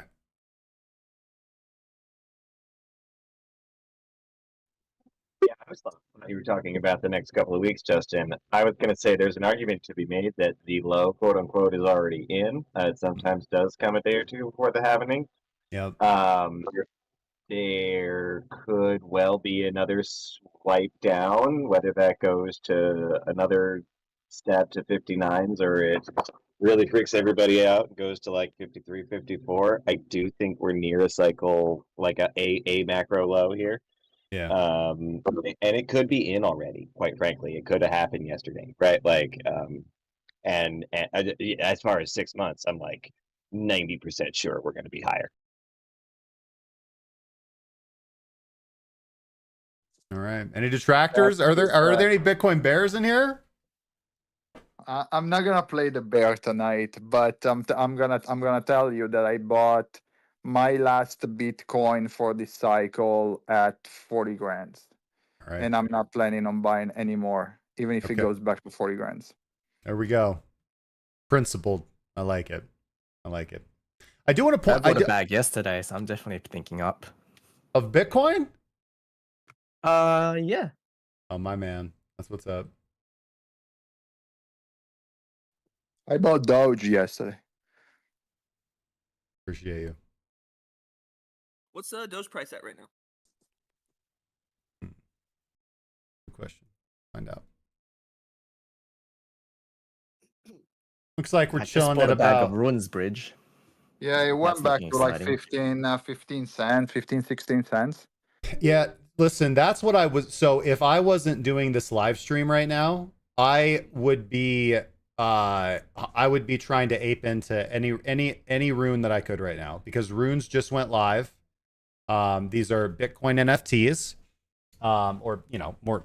We've had Bitcoin NFTs for a while, but we had the ordinals token standard, and then BRC20, which was like ordinals with extra steps. And now we have runes. Runes are better. And just like the first like NFTs, like the first probably 1,000 runes are probably going to be solid money. Like, Where can you buy? Show us info. How do you even buy those? Okay, so let me show you. All right. If you guys, so for you guys in the premium group, you guys should kind of be already on this, because in a mentoring lesson a few weeks ago, I covered the Unisat wallet. Okay. The Unisat wallet extension. The Unisat wallet is pretty much the best way to interact with the Bitcoin ecosystem, right? Like, everybody, like, you say that Bitcoin ecosystem. Yeah, like all the NFTs and now the tokens are going to be launching on the Bitcoin blockchain. Like, it's happening. Like, it's happening. So get the Unisat wallet extension, right?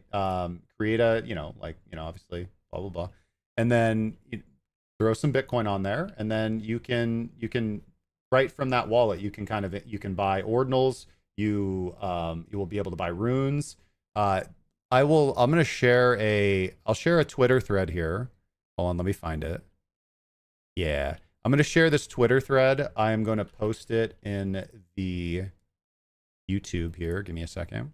This is a really good Twitter thread from Alex Wasey, and this is just a huge, massive like volume on everything you need to know about runes.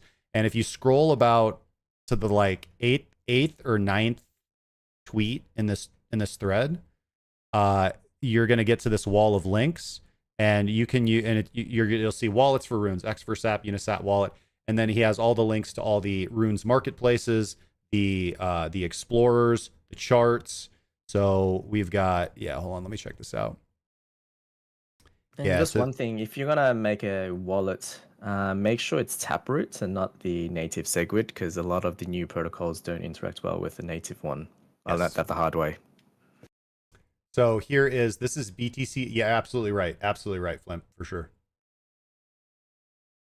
So this is btctool.pro, and here we can see the runes that are being created. We can see that they're already being created, and this is loading. But you can, they'll have rankings here. So this will just be kind of like OpenSea of runes. You can do we'll go to runes, and yeah, you can mint. So from btctool.pro, you can mint your own rune right here if you guys want. You can etch a rune.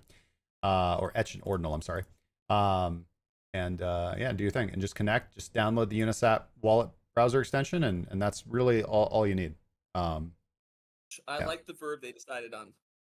It's not minting, it's etching. Yeah. Well, I'm pretty sure that's.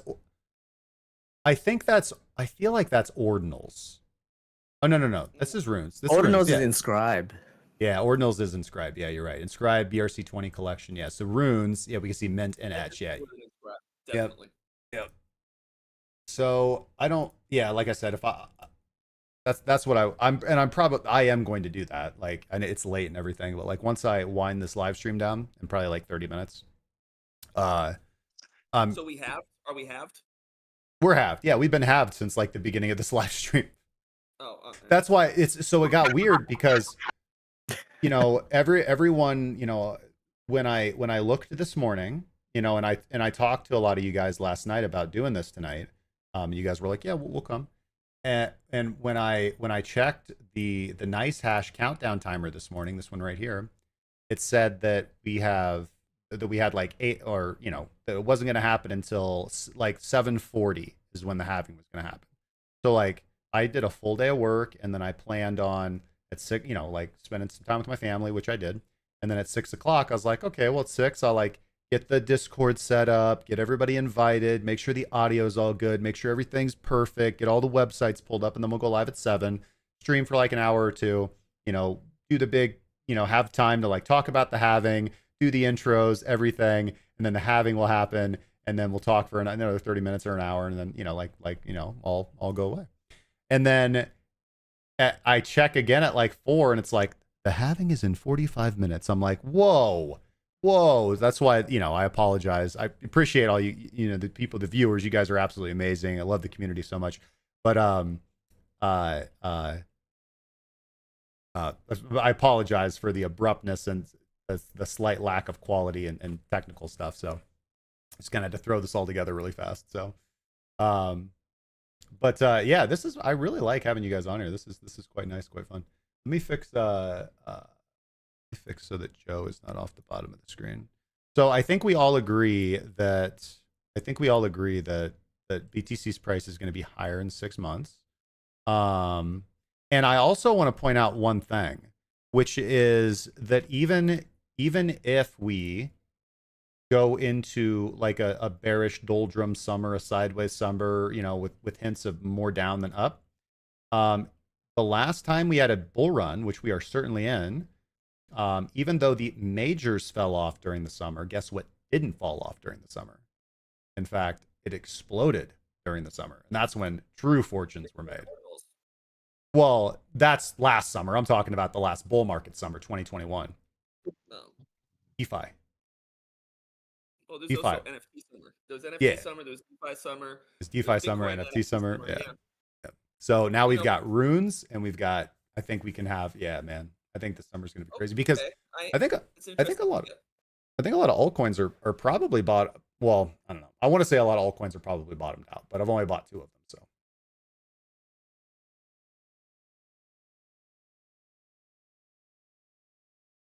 yeah, speaking of that runes thing, you guys can use the Unisat wallet, which I do recommend. You can also use the Xverse wallet too. Or you can also bridge across as well using Runes Bridge. Yeah, so Runes Bridge is a heavy conviction play for myself. I think if you look at Mubi, which ran from pretty much all the way to like 300 million market cap, that's what people use to bridge over from ERC20 to BRC20. And so to be able to do that with Runes, Runes Bridge is the current bridge for that. So that's just a bet that I put on. Yeah, I was reading all about that. Well, somebody else was telling me about Rune Bridge too. And I was reading about it, I think, a little bit in this Runes Twitter thread that I was just telling you guys about, where I got a lot of my Runes information. Actually, I've been reading about Runes for quite a while now. I follow Casey Rod Armor, so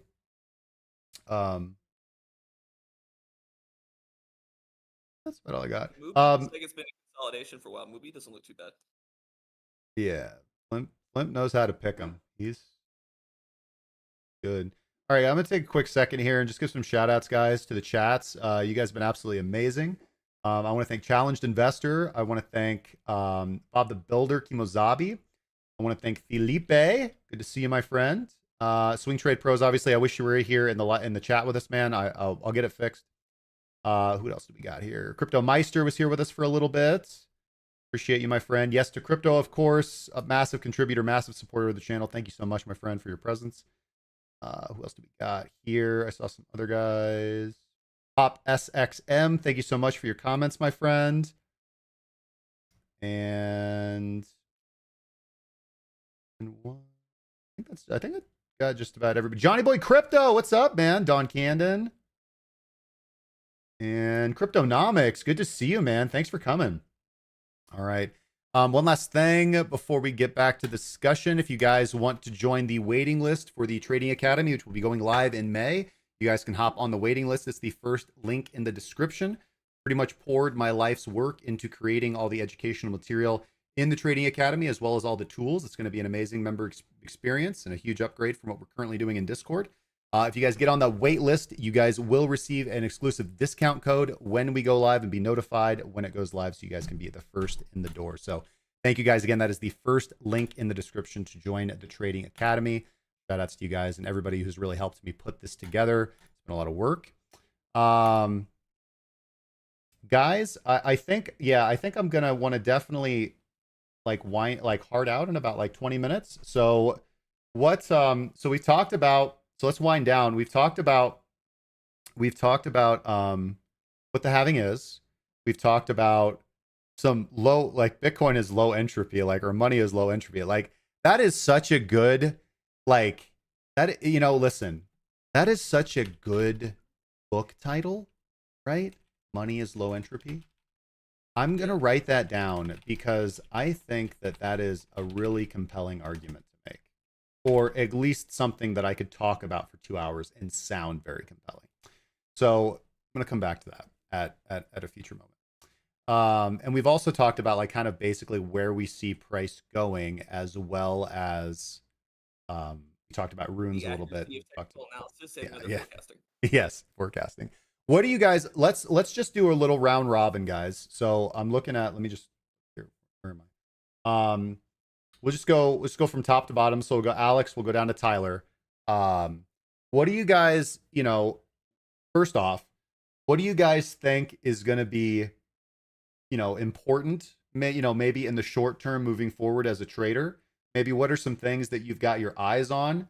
And also, just like in honor of Bitcoin, like we're, in keeping that student mindset, what is something each of you would like to like challenge yourself with or get better at or learn more about in the cryptocurrency markets that, you feel like you are interested in, but maybe not up to speed on, over the next 3 to 6 months?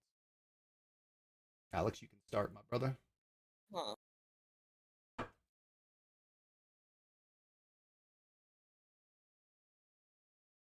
I think exits. That's what I wish I were better with. I feel like I have gotten the art of entries down to like almost a science. But when to get out of something, it's almost a harder question to answer than when to get into something. I can't tell you how many times I've held something to multiples and then watched it go back down to my entry. But there's also plenty of times where I sold too early. And then I watched something do multiples when I made like 20 or 30% on the trade. And it's just so hard to find that sweet spot. It feels like I'm always selling either too early or too late. Yeah.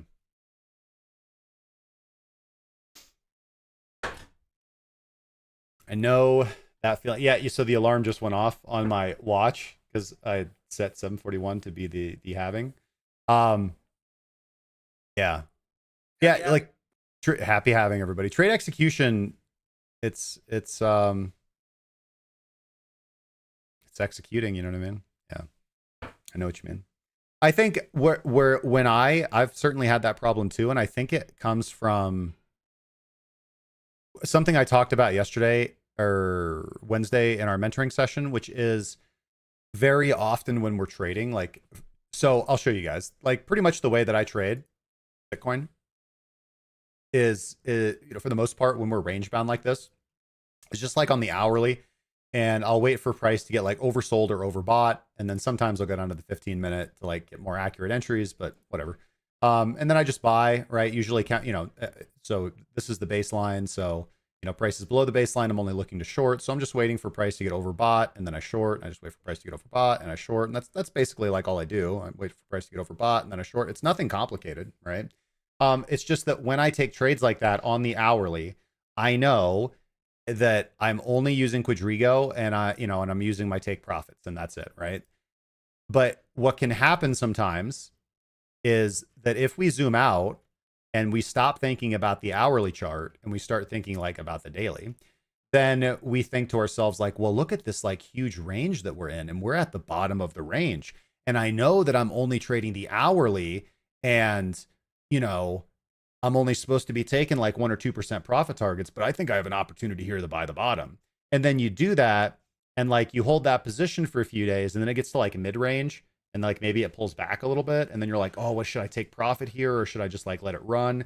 And that's like the constant question, right? It always happens. Like when you've got a trade, it's in profit, and then it just pulls back a little bit, and you think to yourself like, oh God, is this it? Like, do I need to grab profit now before I suffer a loss, or you know, am I being a wuss right now and I need to hold this thing to 10x, right, so I can retire? So I definitely know where you're coming from, man. Alex, do you find that challenge with price discovery, or sort of just like swing trades where you've already got, you know, a previous price or, you know, support and resistance to fight against? In probably more often in the case where it's not price discovery, because price discovery is more infrequent. So I mean, so just statistically, the trades that I'm in are not often price discovery trades. Yeah.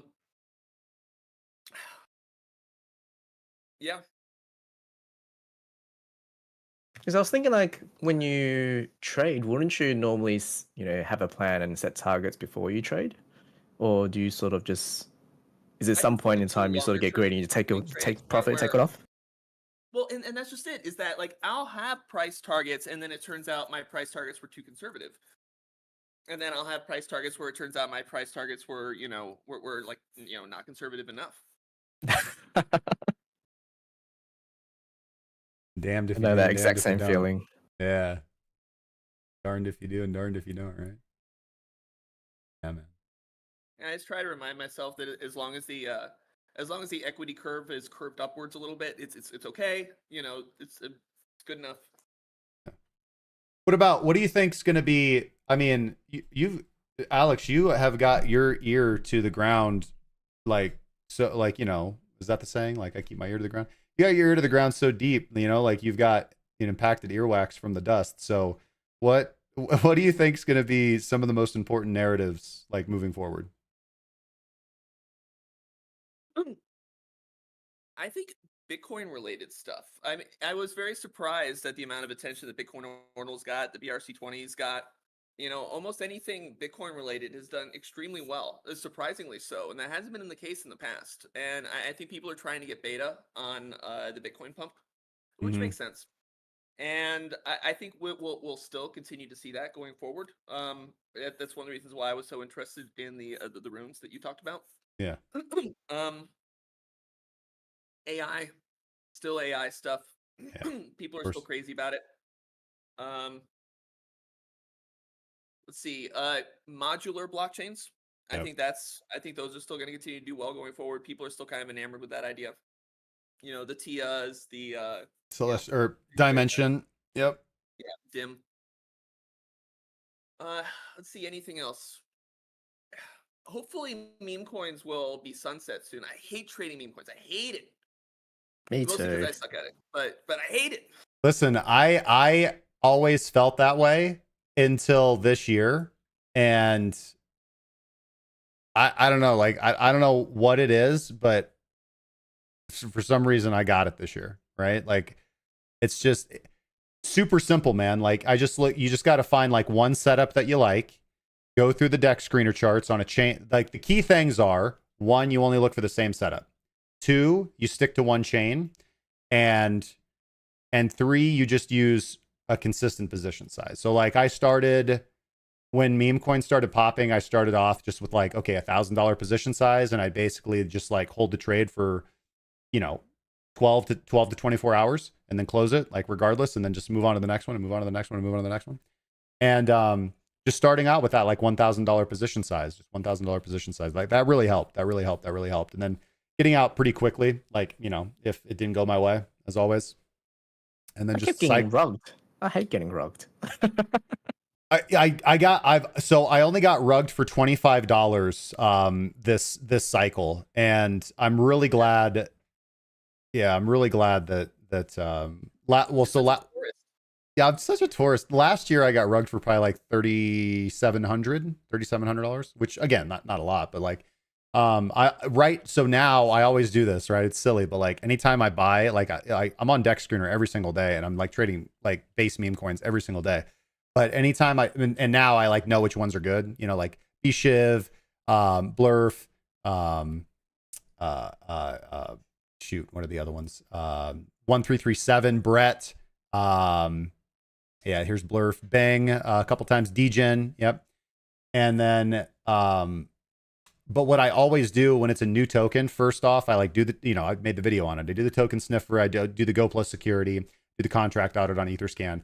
But then I always just buy like $25 worth of it and immediately see if I can sell it. I just buy 25 and then sell 25 just to make sure it's not honeypot. That's smart. Yeah. Well, they've and got then, like delayed. They've got delayed honeypots now, where like you buy and then they can blacklist or whitelist wallets accordingly. yeah, yeah. But what I also found is that these ruggers, they are so successful and lazy that they use the same wallets again and again and again. Yeah. To Yeah, like you buy just- the coins. So like yeah. if you have a list of ruggers, you can actually just check the wallet and go, if this wallet buys this coin, do not buy it. Yeah, one, and what's super funny is this. Like, I found a new meme coin. Which one was it? It was called Meow Trump, right? It was like 2 days ago. Meow Trump on base chain, and I checked it out. Everything looked fine, right? I did the token sniffer. I did the Go Plus security. Everything came back okay. Did the contract audit. Looked a little weird, but that was the only thing that looked weird. And they had a Telegram, so I joined their Telegram, and it was a Telegram you could actually chat in.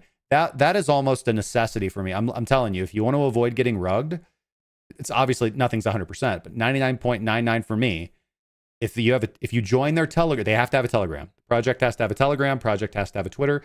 And if you join their Telegram, every project has that. But here's the thing: when you join their Telegram, it has to be a channel that you can talk in, not one of these like notification boards. You know what I'm saying? I've been rugged, Right. And I've been in their Telegram. So I don't know. That seems to disagree. The other thing is you should also try to write the word honeypots, and if you get automatically banned, you also know it's a rug. Well, that's what I was saying. I joined this Meow Trump Discord or Telegram channel, and I get in there and I'm talking to the guys, and they seem perfectly fine. And I'm like, oh, cool, man. I'm so glad that you guys are real people, dude. Because literally, like minutes before that was when I got rugged that $25. The only $25 I got rugged for. And I was like, I just got rugged for like $25. You know what I mean? Like, so I'm glad this is a actual real project. And then as soon as I typed that in, I immediately got banned from the Telegram. I was like, well, you didn't even take my money, dude. Like, what are you supposed to take my money first? So there's also a lot of copy and paste websites where they've got a legit Telegram and website and everything. But what they've done is they've literally copied a website from another legit project and just changed the logo and the name and the websites. Yeah. And so you think it's a really good project and you're like, oh my God, they've got all these things. And you do a Google search of like the introduction paragraph without the company or brand name or the ticker name. Yeah. And then you find like another website of the same thing. Yeah, it's the Wild West out here. I really wish I knew how to code better. Probably be a billionaire by now. I know, right? For rucking these noobs, man. Just raking it in. Oh, man. And then you got to fight against snipers as well. Yeah. The snipers, man. Well, like if you can't beat them, join them, man. You just, only takes like a couple $100 to get into a Telegram sniping bot.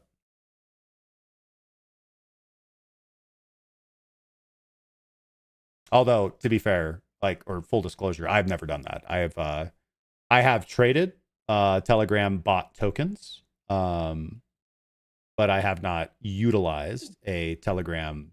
I haven't used any kind of sniper bots. The only bots I use are 3Commas bots. I just think with sniper bots, you're dealing with people who probably have way more technical expertise than you do. Yeah. And I doubt that the retail is going to make out of it profitably. I have high doubts. I mean, I think you need to be able to scan the projects in advance and have all these criteria. It's pretty much building a system, right? Make sure you scan all the coins, all the checks and stuff. But except they do it automated, whereas we will have to do it manually. It'll probably take us, 10, 15 minutes to do a proper check. And by that time, we've already missed the sniping opportunity. Yeah. Well, that's the point of the sniper bot, right? I thought the point was that, like, you kind of just, maybe I don't understand it correctly. I thought, like, the point of a sniper bot is to purchase a token like as quickly as possible upon launch, right? As immediately upon creation, if you can. Yeah. Yeah, so you try to get in the first block. Yeah, exactly. Yeah. But then you need the contract. But then you also need to be able to do the research. Some snipers have like a basic check, but it's just not enough. Yeah, so I thought the kind of strategy there was just like spray and pray, right? Like small, like, if you only put, let's say, $50 in each token, but if you get it at the first price and that thing goes up, like a lot of these, like meme coin, or a lot of these, like even like just low cap things will pump from like $1 market capitalization to like $20,000 market capitalization, and that's a 20,000x. You know what I mean? So I gotta be real with you guys. All this sounds like you can make money, but so much work for so much risk. So, Justin, you were asking, what are we good at and what do we need to work on? Like, I will be real. I don't mind the fact that I am not good at chasing NFTs or friggin' meme coins or like any of these microcaps. Like, man, I'm good at trading. I'm good at building trading systems. I study the hell out of some trading. Like, that's really what I focus on, and like that's where I shine and that's where I make a living. So I'm like, the fact that NFTs go crazy and I kind of ignore them because I really don't get why, like that is totally fine with me.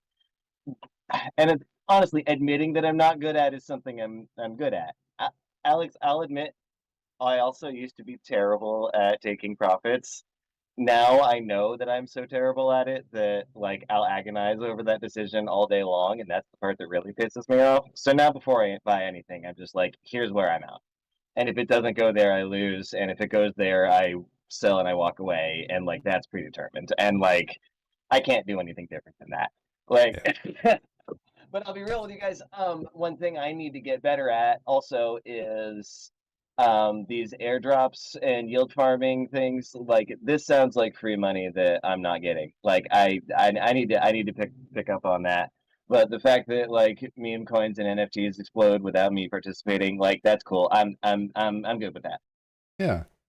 I mean, so listen, like long story short, well, yeah. So I agree with everything you said, man. And I think that you and I are very similar because it wasn't really until I would say this year particularly, but it wasn't until last year that I got serious about DEX trading. And it wasn't until this year, and it's only been 4 months into this year, that I would say that I've become pretty good at it.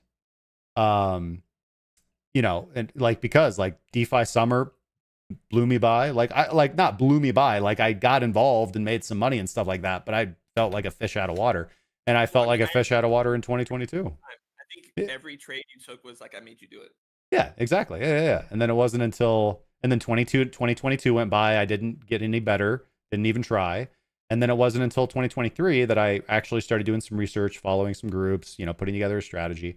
And, that took a long, it was like a year of work. And now it's 2024. And like I said, I'm on Deck Screener every morning. Like I do my morning trades on Fairdesk and ByBit, and then write the Deck Screener to do that's just part of my morning scan now. All right. I just go find, hey, what setup am I? And again, I just look for a very specific setup.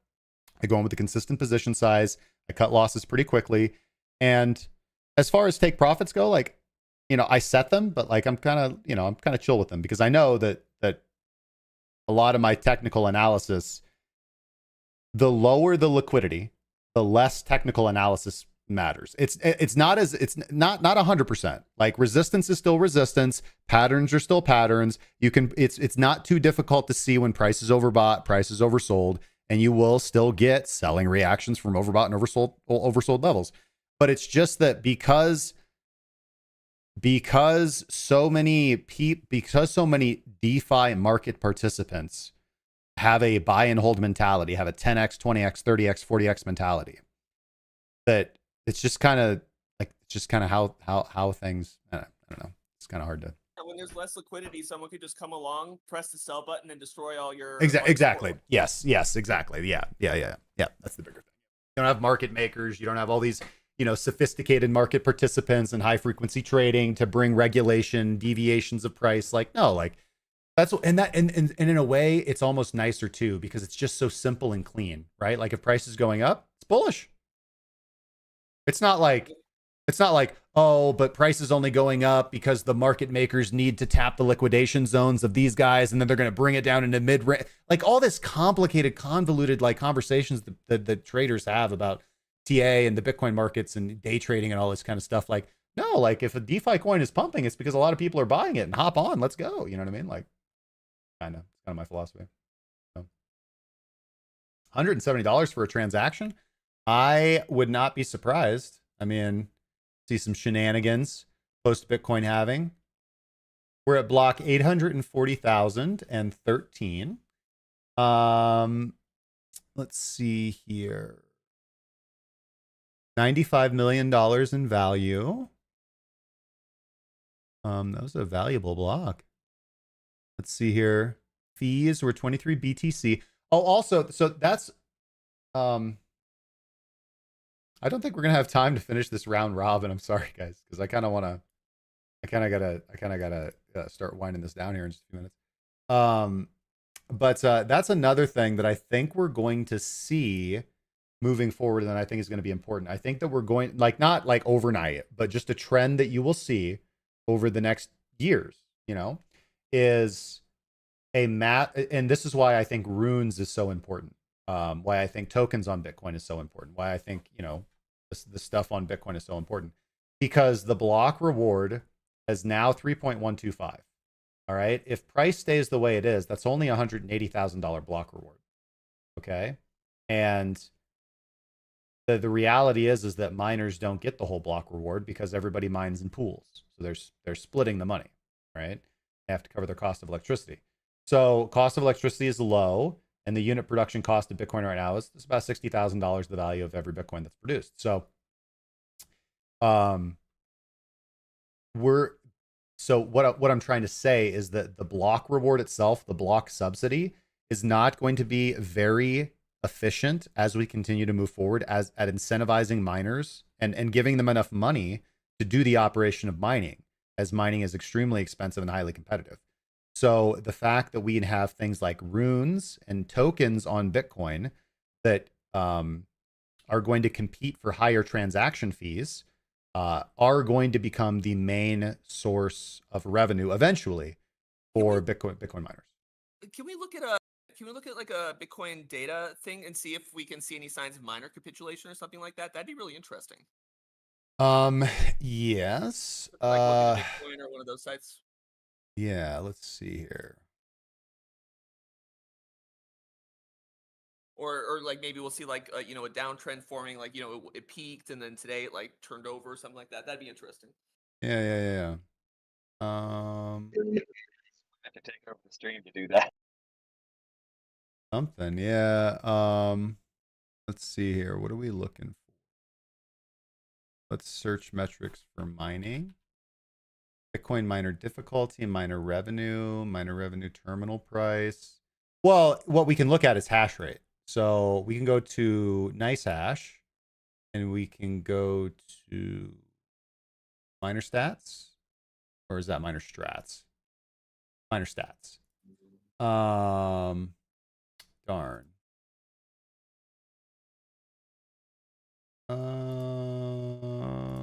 Where can I see it? What if I just Google search for it? Bitcoin hash rate.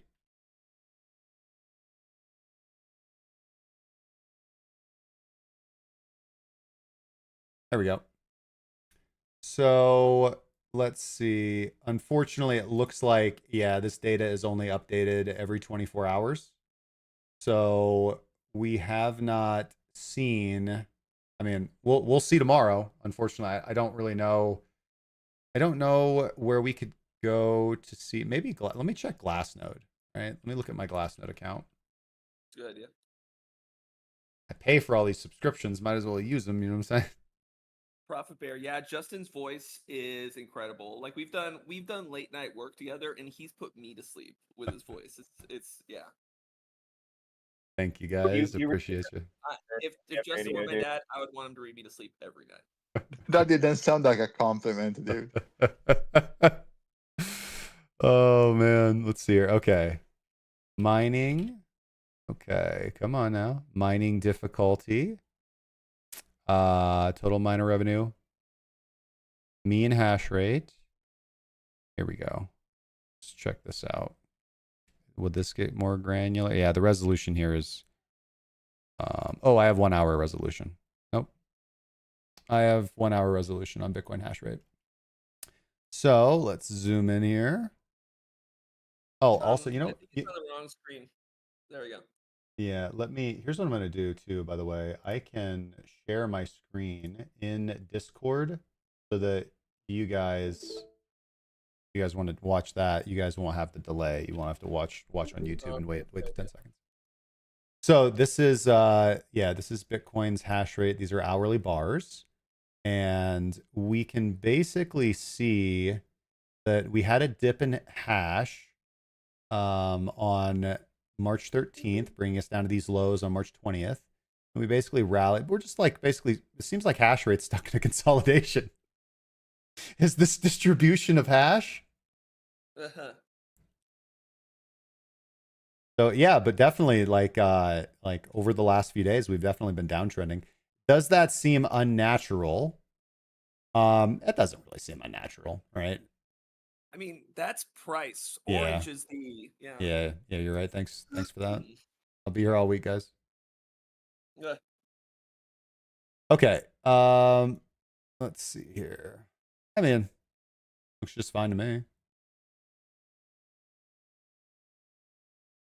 I mean, I can't tell anything from that orange line, so. Yeah. I mean, it's all that because there's really nothing. This is, I mean, the trend, when you zoom out, you can see the trend, right? Yeah. Yeah. So looks good to me. I'm sure there's definitely more granular data, but I don't really understand it. I mean, yes, it's going up, but why is it like it's like a range? It's not it's not a histogram, and so I don't. yeah. I think it's because just mining is volatile because every individual block, it's not because things aren't uniform, right? It's not as if like, okay, your mining machines needed this much electricity and hash to mine this block. The next block, because maybe it took them like 7 minutes to solve the block puzzle on this block, and the next block it takes them 30 seconds. You know what I mean? No, I thought the hash rate was a measure of the amount of computing power across the network. Right? I think you're right. Yeah.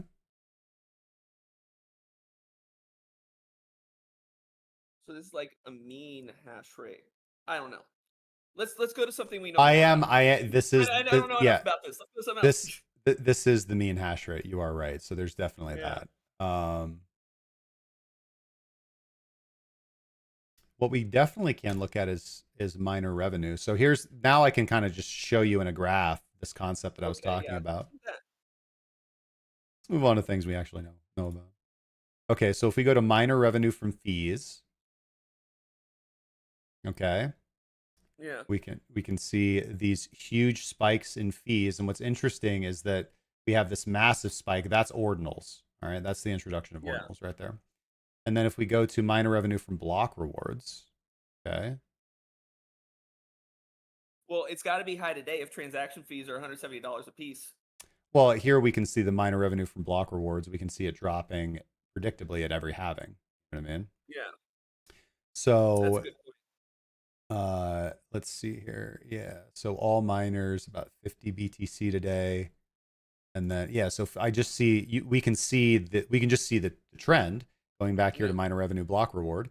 This will just continually get smaller and smaller and smaller. Yeah, well, it seemed like go back to that chart. Go back. Sorry, they just take so long to load.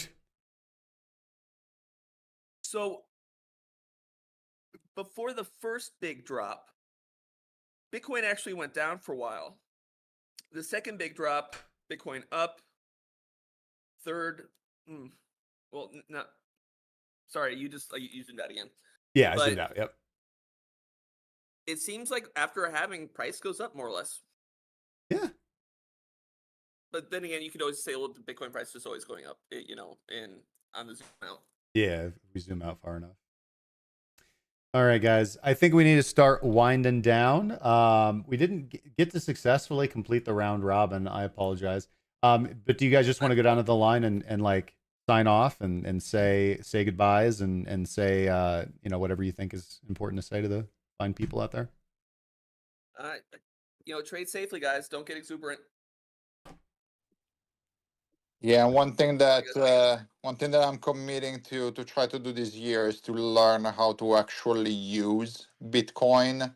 Now that there's actually stuff that you can do with it, that's kind of the foundation of why we're in crypto, right? At the end of the day, is self-sovereignty of our money, and that's not. I mean, trading meme coins makes us money. But then to be self-sovereign for that money, we need to learn to actually use the technology, and that does nothing else but Bitcoin. Amen. I think for me, it's risk management for my DEX plays. I think I get too euphoric sometimes with big wins, and then I gamble a bit too much on the next one. So I just got to manage that. Wise words.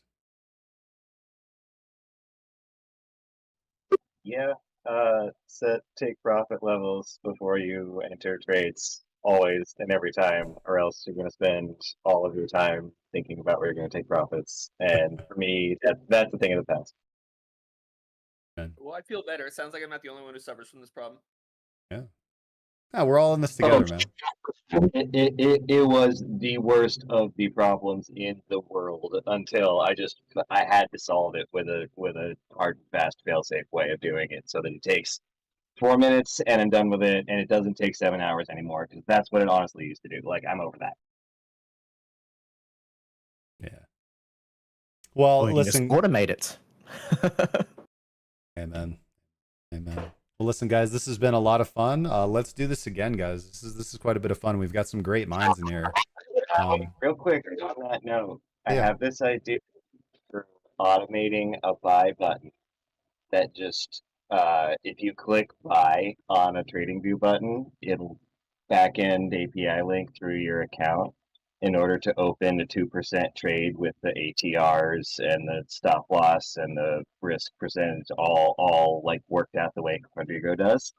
I'm wondering if that's a possible thing that can happen, because I'm not a coder, but honestly, like, yeah, we should automate that with just a one-click solution. That's a brilliant idea, and I've been thinking about that. Yeah, I mean, Have a chat with me after this. yeah, Flimp's your man. Definitely, guys. All right, so guys, thank you so much. Listen, I want to thank you to my guests. I want to thank you to Alexander Pearson, Alex, thank you, Flimp, Joe Mama. Thank you guys so much. I appreciate you guys coming on here. You guys have been absolutely amazing. Thank you for your wise words. Thank you guys to the viewers. You guys have been absolutely amazing. Of course, shameless plugs before we go. If you want to support what we're doing, make sure to smash the like button. Subscribe if you haven't. We do produce regular content on cryptocurrency markets. Recommend you guys join our Discord. It's one of the best places to learn. We've got a great community, great access, whether you want to join premium or not, or just get your feet wet in crypto. Definitely discord.krakencryptocurrency.com. Link is in the description. And of course, one last time before we go, we are going to be launching our new Trading Academy the first week of May, the first or second week of May. And if you guys want to get on the waitlist for early access, it is the first link in the description. You get on that wait list, I will email you as soon as we go live, and I will email you an exclusive discount code as well. So Trading Academy, first week of May, first link in the description. By the way, just a small thing, guys. I know I'm not streaming right now. It's because I'm doing all this work on the Academy. Once it goes live again in May, I will go back to regular streaming and content creation. So thank you guys for all the support. You guys have been absolutely amazing. It's going to be a beautiful year for cryptocurrency investors and traders, regardless of which direction we go. And I hope to see you guys at the finish line. Trade safely as always, and we'll see you guys in the next one. Thank you, guys.